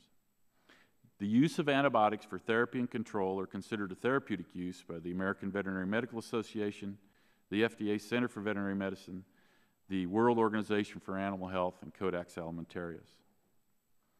In my submitted testimony, I've included tables of labels for cattle and swine. My first table summarizes uses that are labeled for improvement of rate of gain or feed efficiency, with emphasis on ones that would be affected by Guidance 209. For antibiotics in cattle with labels strictly for improvement of rate of gain or feed efficiency, there are 4 which are not classified as human medically important and 5 which are. There are some labels which have a rate of gain or feed efficiency claim and a prevention or control claim. In that category, there is 1 which is not medically important and 3 that are. These claims are examples of ones that would be affected by the removal of growth promotion claims. When we move to prevention or control of disease only, there are only 3 out of 8 which are medically important. I would also like to emphasize the findings of a study in which I was lead author, which addressed the use of antibiotics in the feed for swine. In this study, it was found that approximately 15% of the medically important antibiotic use in feed for swine was for growth promotion. The greatest use on a kilogram basis of the medically important antibiotics in swine was attributable to the tetracyclines, which are chlortetracycline and oxytetracycline in this case. As for cattle, there are other antibiotics which have an injectable or in-water route of application on the label. These include ceftiofur, ampicillin trihydrate, tulathromycin, penicillin G. This illustrates the complexity of this issue and the need to evaluate our discussion based on these different antibiotics and pathogens of interest. Lastly, if they are to be used other than according to the label, there must be a veterinarian involved, and this would include any changes in dose, duration, or disease indications. Provisions are available to allow some extra label use in feed in minor food animal species, but for major food animal species, any extra label use in the feed is illegal. Thank you for the opportunity to be here today, and I'll answer questions as they come. Chair, thanks, gentlemen, and now recognizes Dr. Price, 5 minutes for opening statement. Chairman Pitts, Ranking Member Pallone, and the members of the Health Committee, thank you for this opportunity. My name is Lance Price. I'm a professor of occupational and environmental health at George Washington University here in DC, where I studied the connection between antibiotic use in food animal production and antibiotic-resistant infections in people. As such, I'm here to testify that we need to know more about the antibiotics that we're using in food animal production. First, let me thank you for giving us the 2008 ADUFA amendments that have shed some light on the gross quantity of antibiotics being sold for food animal producers. However, today's antibiotic resistance crisis forces me to ask you for even more detailed information in the 2013 reauthorization. Antibiotic resistance is one of the greatest threats that we face as a nation. Tens of thousands of Americans' lives are lost each year due to antibiotic-resistant infections. and we have no choice but to act swiftly and aggressively to meet this enormous public health challenge. The victims of this crisis have names, like Carlos Don, a boy who died 2 weeks before his 13th birthday of a drug-resistant infection. The victims are also the parents who pace helplessly in hospital rooms while doctors struggle and eventually fail to find an antibiotic to treat their sick children. Sadly, we fail these victims even now because we know how to control resistance, but we have taken insufficient action to do so. We control resistance by reducing antibiotics in hospitals and in clinics, but also, and importantly, we control resistance by reducing antibiotic use on our industrial farms. For as long as we've known about antibiotics, we've known that the more we use them, the more likely we are to have resistance. But despite this knowledge, we continue to use antibiotics as cheap production tools on our industrial farms. And I'd like to be clear, we do need antibiotics to treat sick animals, but using them routinely for non-therapeutic purposes threatens animal and human health alike. Our own FDA, the agency that's charged with protecting human health and charged with regulating antibiotics and food animal production, tells us that our food supply is riddled with antibiotic-resistant bacteria. Let me show you what the FDA tells us about drug-resistant bacteria in our food supply. These are the ADUFA reports since 2009. And what they tell us is that our food supply is full of drug-resistant bacteria. They show that half of the ground turkey products on our grocery store shelves are contaminated with multi-drug-resistant E. coli, including some strains that are resistant to our most important antibiotics, such as cephalosporins. In the 2010 report, they showed a strain of salmonella that was resistant to all the antibiotics that they tested. Now let me show you what we know about antibiotic use in food animal production. Here are the ADUFA reports. So here are the drug-resistant bacteria in our food supply. Here are the ADUFA reports reporting on the drugs that are used in food animal production. The ADUFA reports tell us that 30 million pounds of antibiotics are being used in food animal production each year, but they tell us little else. They don't tell us how antibiotics are being divided up among the major animal species, whether they're sold over the counter or under veterinary order, or the proportion of antibiotics sold for non-therapeutic purposes. We need this information, and we need our FDA to give us more. The FDA has offered only voluntary guidelines to eliminate the most egregious use of antibiotics, growth promotion, and food animal production. In response to criticisms that these voluntary guidelines are weak, the FDA Deputy Commissioner Mike Taylor said that the FDA would trust but verify compliance. Unfortunately, without more detailed data collection, the FDA will lack the information it needs to verify, leaving them only to trust. The time to verify is now, and the time for more detailed data collection is now. ADUFA is the perfect bill for requiring additional data collection for 3 reasons. ADUFA is now, ADUFA is about drugs used in food animal production, and ADUFA already authorizes the FDA to collect some high-level data via Section 105.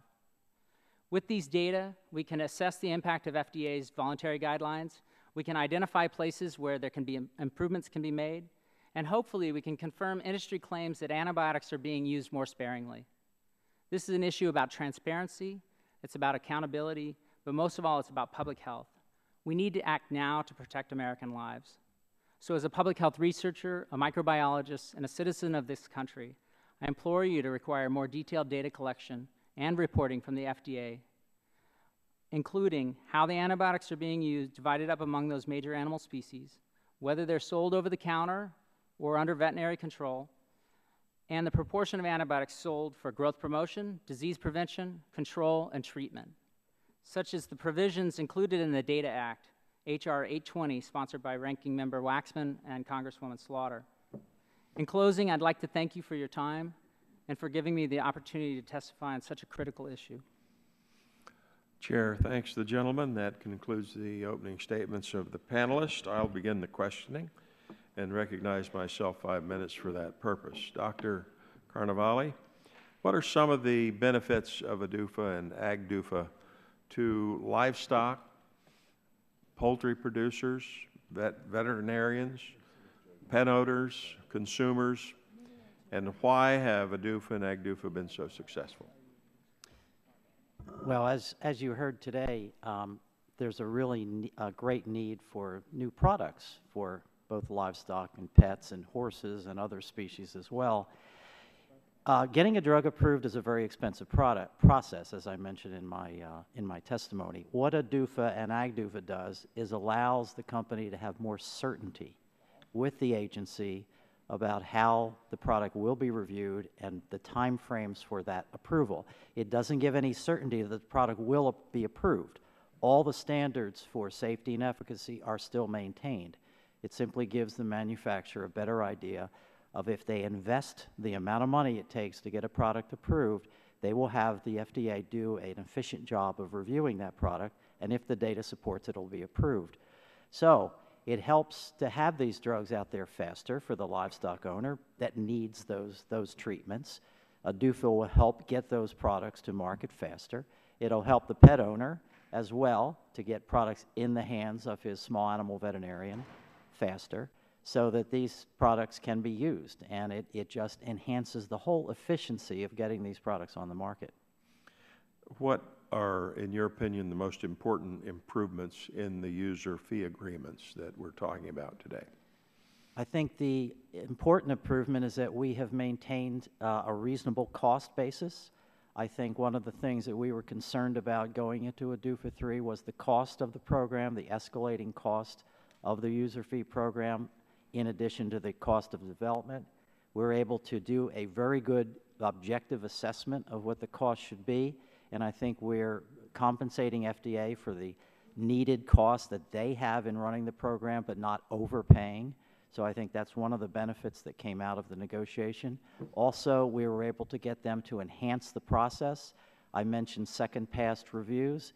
We'll allow those second pass the second time the submission comes into the agency to maybe have a shorter time frame to speed that administrative approval process. So there were some significant benefits. We also got the agency to agree to look at some long-term changes in the process that might help get products to the market sooner.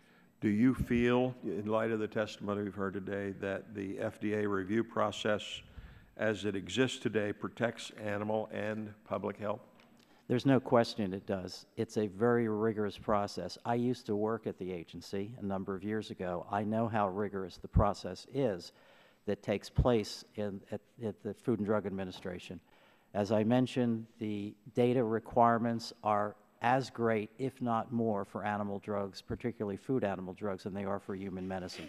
FDA protects animal health to the utmost extent. Thank you, Dr. Human health as well. Dr. Apley, can you please elaborate on the role of veterinarians in animal drug development and drug use decisions? In animal drug development, as a practicing veterinarian previously, I had the opportunity to interact with companies and interact on needs that drove research and development, which was very valuable for all of us. As a veterinarian that guides use, one of our most important things we do is work with producers to develop protocols and establish those protocols. And to show you how far that goes, in my days as a feedlot consulting veterinarian, we actually had computerized records, and each animal that was treated was individually identified. And one of the first things I did each time I visited, twice a month, to train and monitor records, was to go through the individual animal treatment records and determine what our treatment response was, if we were doing things appropriately. And we had a protocol that could change, but the only way it could change was if we all agreed on it. In your opinion, does the FDA have the authority to appropriately address antibiotic issues? In my opinion, they do. I have worked with them as a veterinarian and as a member of both producer and veterinary organizations. They are very good, in my opinion, about seeking our input and also evaluating what's going on out in the field. And do you think the reauthorization of these user fee programs will foster animal drug development? I do, yes. My time's expired. Thank you very much. Recognize the ranking member of the subcommittee, Mr. Pallone, 5 minutes for questions. Thank you, Mr. Chairman. I wanted to ask Dr. Price about your testimony regarding antibiotic resistance. Although this committee has looked at this issue repeatedly in the past, we do have some new members who did not get to participate in our prior hearings. And for those of us who were around, it might help to get a refresher. First of all, can you describe how resistance develops for us? Sure. Bacteria can become So what we're talking about are bacteria that are resistant to the effects of antibiotics, right? And those bacteria can cause infections in people. Those infections are harder to treat. The way bacteria become resistant to antibiotics are through mutations in the DNA, but also by picking up genes from other bacteria. And these things are promiscuous, you know, the Berlusconis of the biological world. And they pass these genes around. And when you use an antibiotic, you select for those resistant ones, those that have picked up these resistance genes, to proliferate, and they grow and they multiply. And bacteria multiply. I mean, you can go from, seriously, one bacterium to billions in 24 hours. These are fast-growing bacteria. And so wherever you're using antibiotics, you're selecting for these drug-resistant bacteria, whether it be in a hospital or on a farm where you have thousands of animals crammed together and, you know, among each other's feces and sharing bacteria constantly. And so when you add in these antibiotics, that's the magic ingredient for creating drug-resistant pathogens. Then when you butcher those animals, you almost inevitably contaminate the carcass with the bacteria from those animals. And now you have meat products that are contaminated with drug-resistant bacteria that then distributed to every grocery store in the country. And the NARMS reports tell us that the drug-resistant bacteria are there, that our food supply is riddled with drug-resistant bacteria. And then there are the food animal producers, the people working in the industry that can pick up these resistant bacteria, bring them to their homes, bring them into our hospitals. And then what's the harm to humans at that point? Because now they become resistant as well? What is the harm to humans? So the harm to humans is that we get infected with these drug-resistant bacteria. And the best defense against a bacterial infection is an antibiotic. So if you go into a doctor with a bacterial infection, they're going to try to treat you with an antibiotic. But if that bacteria is resistant to antibiotics, you could die of that infection. That treatment is going to fail. And so every time we use antibiotics, every drug that we waste for non-therapeutic purposes in food animal production is creating resistance to those drugs. So those are taken off the shelf for therapy. So the physician has to reach higher and higher on that shelf for those last drugs. What you're saying is that the very nature of farm production with this bacteria causes that environment where the resistant bacteria thrive, essentially. Exactly. So when I look at a modern food animal production setting, I see the perfect setting for disease proliferation, for bacteria to spread among animal hosts, right? So we know if we cram people together in unsanitary conditions, they're going to spread bacteria among one another. And then we add the magic ingredient, which is antibiotics, which is going to force those bacteria to become resistant to those antibiotics. And so it's people call these factory farms, but I don't see factories making meat. I see factories making drug-resistant bacteria. All right. Thank you very much. Chair thanks the gentleman. Now recognize the gentleman from Illinois, Mr. Shimkus. 5 minutes for question. Thank you, Mr. Chairman. And Dr. Carnival, you've heard Dr. Price and some of his answers. Can you explain to us why there are logistical difficulties and expenses for your members in reporting sales by animal species, dose, intent of use, and for the growth, promotion, disease control, or treatment? Yes, well, as you know, since 2008, our companies have been providing sales data. Sales data is not an indicator of use. The problem with our companies trying to refine exactly how those products are being used in the field is because when our companies sell their product, particularly feed use products, they'll sell them to a distributor, to a veterinarian, to other sources. They may get used at that level, or they may be sold to other distributors. So once the product is out in the field and being used, our companies don't know what the product was sold for, because many of these products have multiple species on the label and multiple indications. So they're frequently fairly long labels for many of these products, and once the product is sold in the marketplace, our companies simply don't know exactly what species it's been used in or what's the purpose it was used for. Thank you. Dr. Apley, what is the relationship, if any, between the most serious human antibiotic resistant concerns and antibiotic use and resistance in food animals? I think that relationship is discussed on the basis of specific organisms of concern. One of the things I want to make clear is that I think engaging in this conversation is critical and support that. I think if we start to assume that all resistance is due to this, we go down a road where we're going to end up with consequences that aren't appropriate.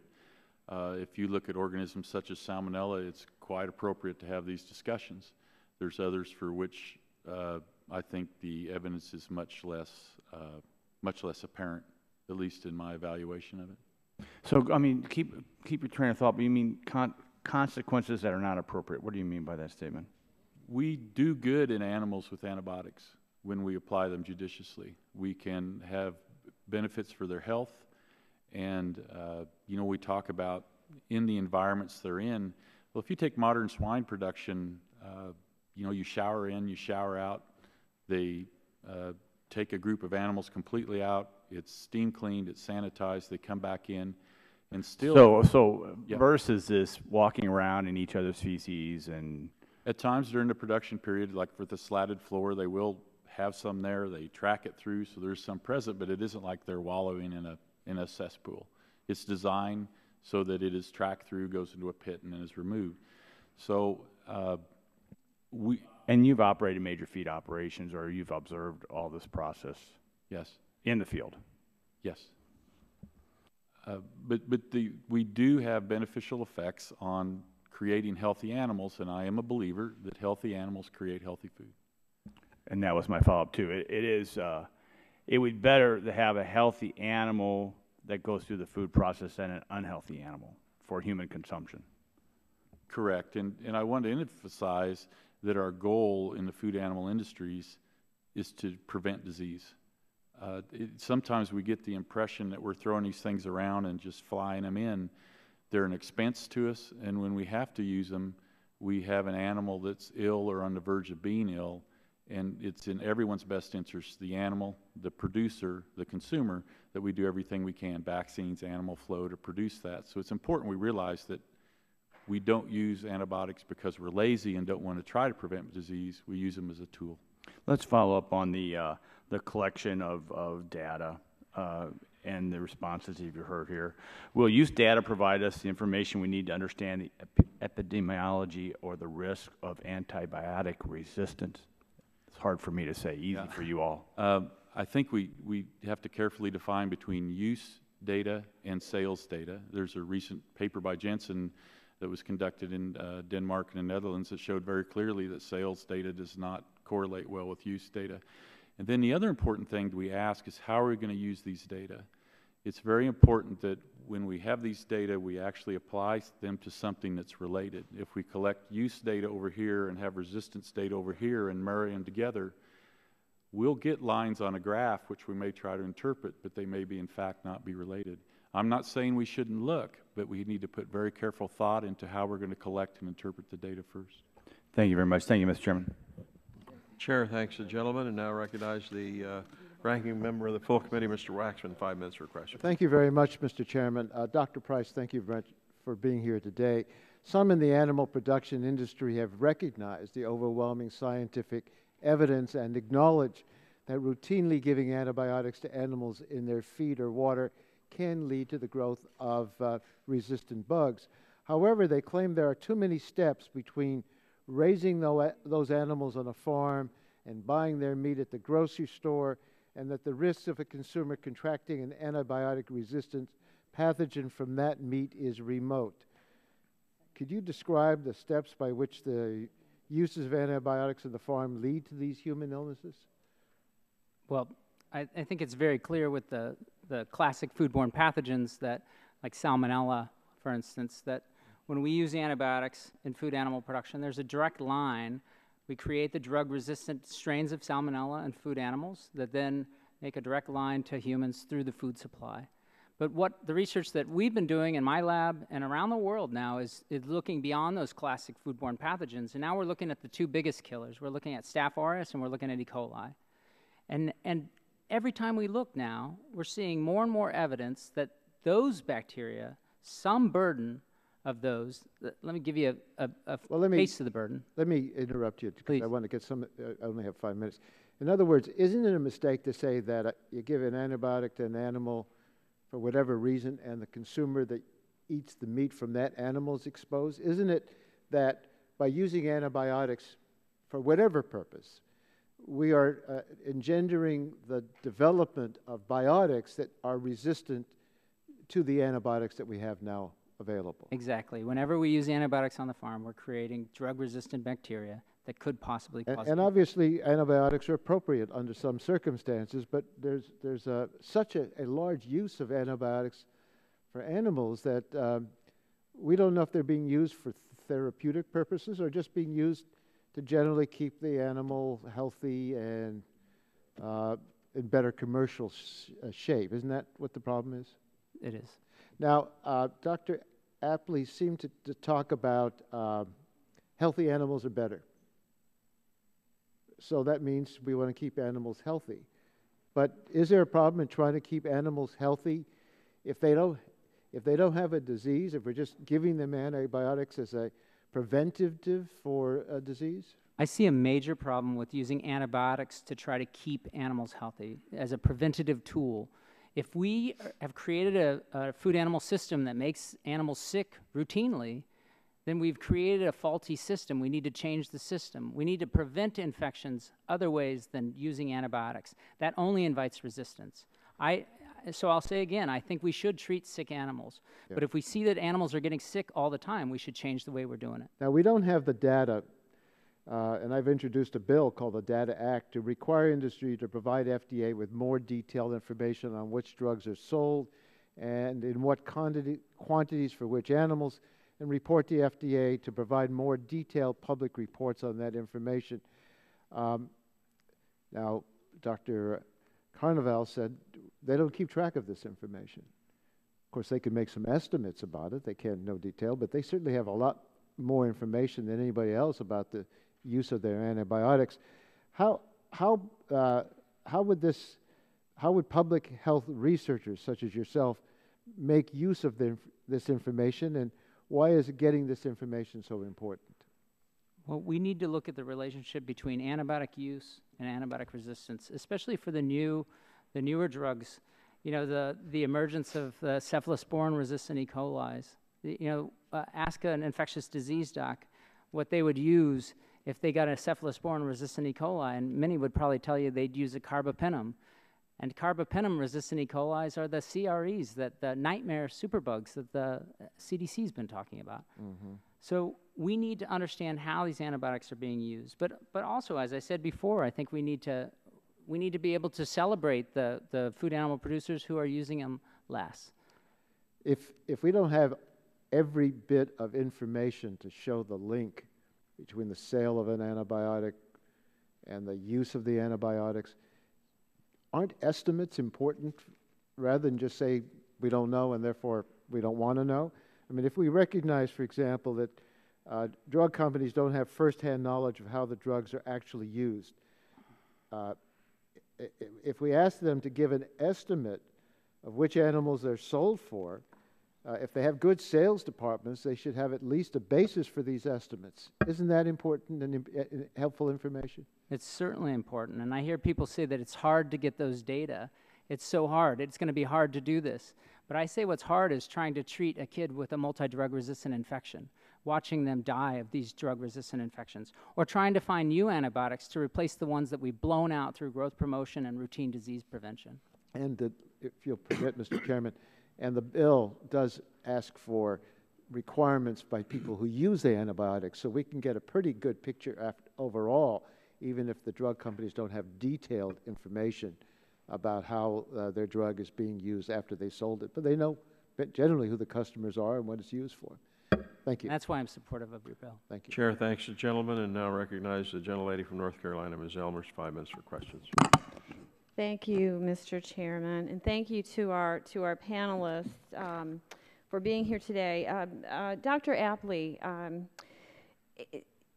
we're talking about tools, and we're talking about antibiotics being used by veterinarians and farmers, for their livestock to keep animals healthy. What other tools are there besides antibiotics that can be used if we're trying to get away from the use of antibiotics? Sure. And I mentioned pig flow strategies, for example, for the swine industry, which involves very precise control of where the pigs produce, where they move next, and monitoring disease upstream, if you will, say in the actual pig production facility or in the farrowing facility, so that they could nip it in the bud before it goes further. An example in cattle is preconditioning, where instead of shipping them straight to the feedlot as in the past, we give them an intermediate stage, maybe closer to where they originally were. Altering weaning ages. One of the things we've discovered in cattle is called the Sandhills calving system, where we move them to fresh pastures. Fence line weaning of calves, genetic selection. The list goes on, and there's a real huge focus on that type of disease prevention. So it's more, you know, the process of the livestock farmer really taking care of the animals and making changes necessary. I also want to ask you, and just in some of the other testimony and questioning that you've had, to my understanding, just listening to you, you feel that the data collection as far as antibiotic usage is adequate. Is that a correct assumption on my part?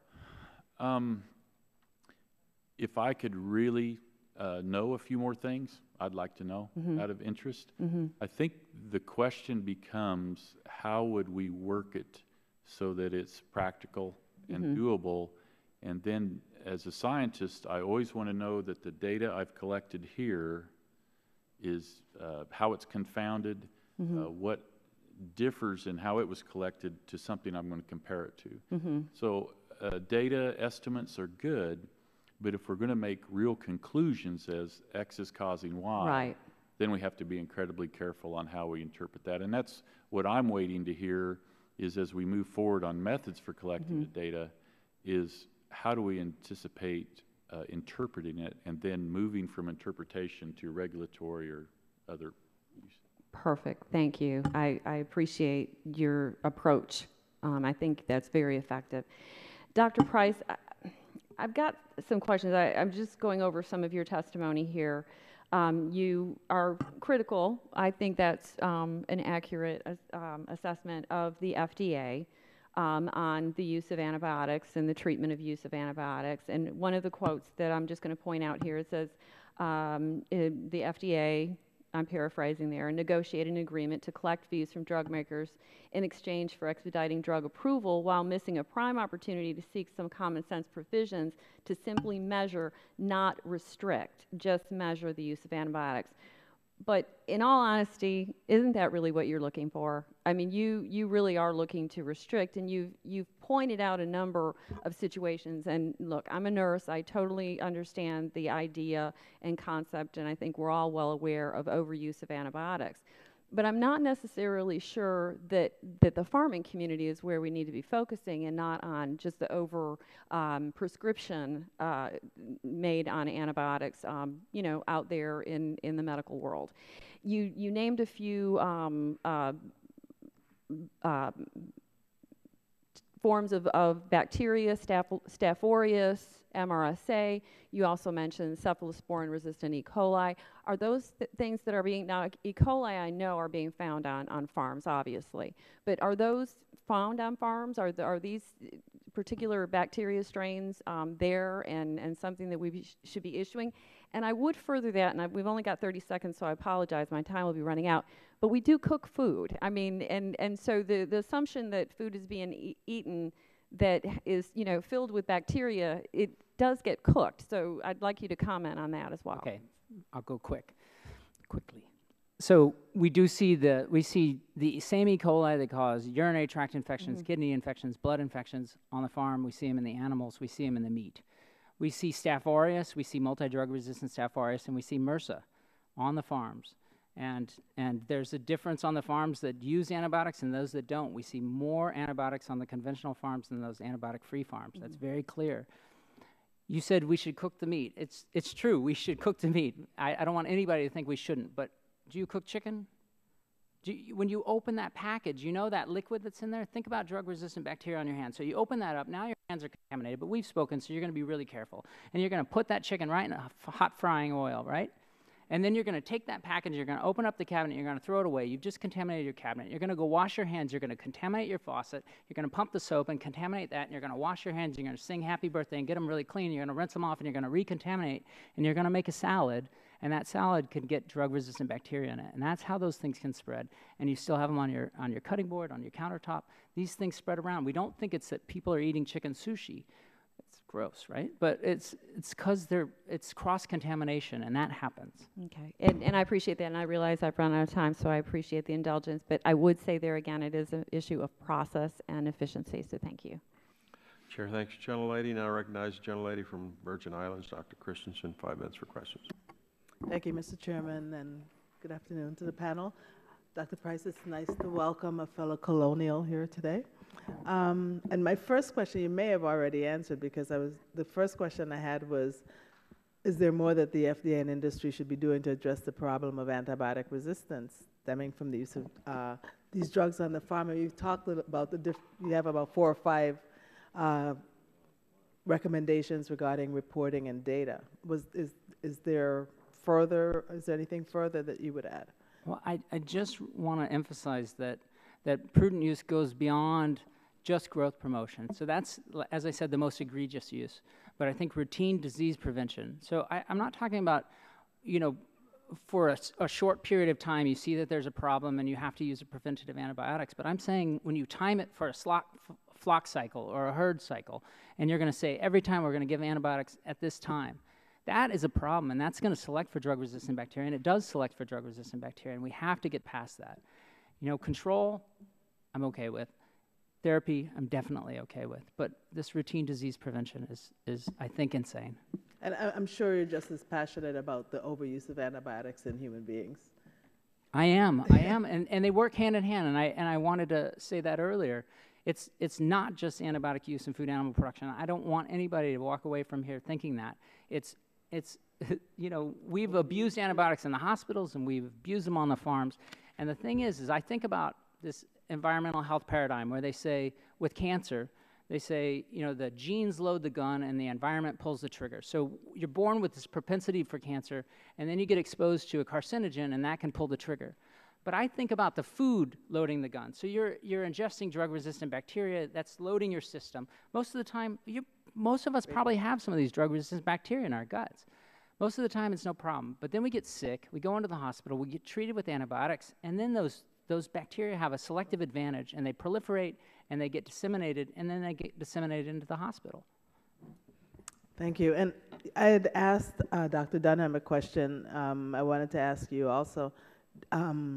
As we finalize the guidance that recommends the phasing out of animal production uses like growth promotion and feed efficiency, do you think it's possible for industry to essentially switch a growth promotion claim to a disease prevention claim with just some data showing that the same dose of a drug that promotes growth would also prevent disease? I'm very concerned about this. I'm very concerned that if we don't collect very detailed data, that if we don't get the data that I'm asking for, that Congressman Waxman's bill would collect, that people are just going to change what they're doing. We need to be collecting data on how much are being used so we can see, hopefully, that they come down. But if they just switch the names of it, the bacteria don't care. The bacteria don't think about names of antibiotic use. Thank you. I yield back the balance of my time. Chair, Thank you, you. gentlelady. Now recognize the gentleman from Colorado, Mr. Gardner, 5 minutes for questions. Thank you, Mr. Chairman, and thank you to the witnesses today for joining this hearing. And Dr. Price, you mentioned factory farmers earlier. What is your definition of a factory farm? Well, as I said, other people use this term. I rarely use that term. I think when I see these farms, I see factories making drug-resistant bacteria. I see an industry that's breaking clear, all the rules. Just to be clear, you're not talking about a feedlot in and of itself being a factory farm. No, I'm talking about any kind of CAFO where you have animals packed together that are part of an industrial system where you're bringing the animals all in, you're cramming them together, and you're feeding them feed that's laced with antibiotics. So you are against, and I want to be very clear here because I'm not trying to put words in your mouth. Please. You don't like feedlots. I don't like putting thousands of animals together under unsanitary conditions and giving them antibiotics. I do not like this. Okay, so just the way we keep feedlots, you don't like that. I do not like situations where we feed animals cram together antibiotics because I know what it does. It creates antibiotic-resistant bacteria. My family owns a cattle ranch in Texas. I was raised working on a cattle ranch. I'm not against meat production. There's not a person in this room that loves a hamburger more than me, I can tell you that. All right, well, thank you. And Dr. Apley, it's not often that I get somebody from Kansas before this committee, so I thought we'd spend the rest of the time talking about water.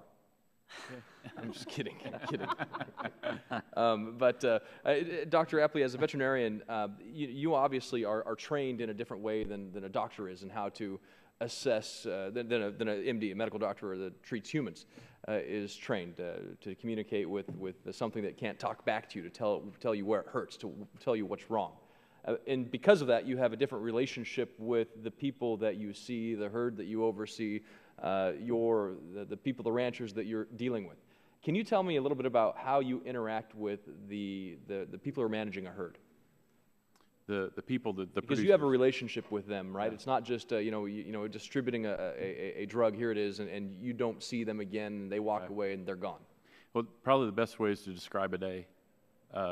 Show up, look at the records, see the manager, and then the rest of my day was spent with the people that took care of the animals. The hardest thing as a veterinarian is to just stand back and not do, but to watch and observe. So we observed what they were doing, and we use protocols and standard operating procedures as the basis for our training. And what would happen if we talked about some of the preventative efforts to make sure that our herds are healthy? What would happen? What would the economic impact be on our food supply if we did not prevent disease in our herds? Well, it would be dramatic and catastrophic if we weren't able to prevent disease, and that goes back to all the different ways we're summing together to try to prevent that disease. Would it impact the supply available to consumers around the world? It would definitely have a negative impact on what we're able to produce, yeah. Could you talk a little bit about some of and you mentioned it before, but go over again some of the key points of public and animal health safeguards that are in place from a regulatory standpoint and industry standpoint? Well, for example, for in-feed use, we are not able to use that off-label at all. That is strictly by the label. For injectable uses, uses we can use on individual animals like that, there is the ability to use that off-label, but only under very strict Animal Medicinal Drug Use Clarification Act regulations, which require a veterinarian's involved, has a valid rationale, assigns an extended withdrawal period, and makes sure the animal are properly identified. So, and is there anything anything the FDA could be doing more to establish appropriate guidelines, regulations regarding the administration of animal drugs? I think one of the biggest things, and Dr. Dunham mentioned this, is there are listening sessions out there as we look at moving towards all of the feed and water uses being under veterinary control, that we come up with a system with limited veterinary availability in some areas that makes that workable for all parties. So we appreciate them having those listening sessions, and I think right now that's one of our biggest goals, to get that done correctly. And thank you, and just appreciate your work with us today, and look forward to working with you through the process. Give back my time. Chair, thanks, gentlemen. We have a UC request.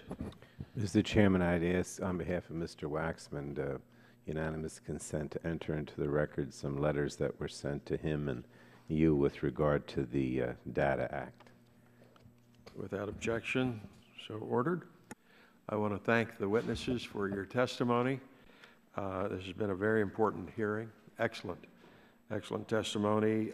Members may have questions that they will send to you. I remind members that they have 10 business days to submit additional questions for the record, and I ask the witnesses to respond to the questions promptly.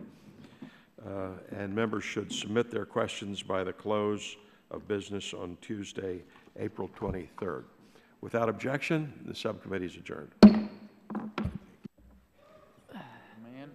see you in person is fun.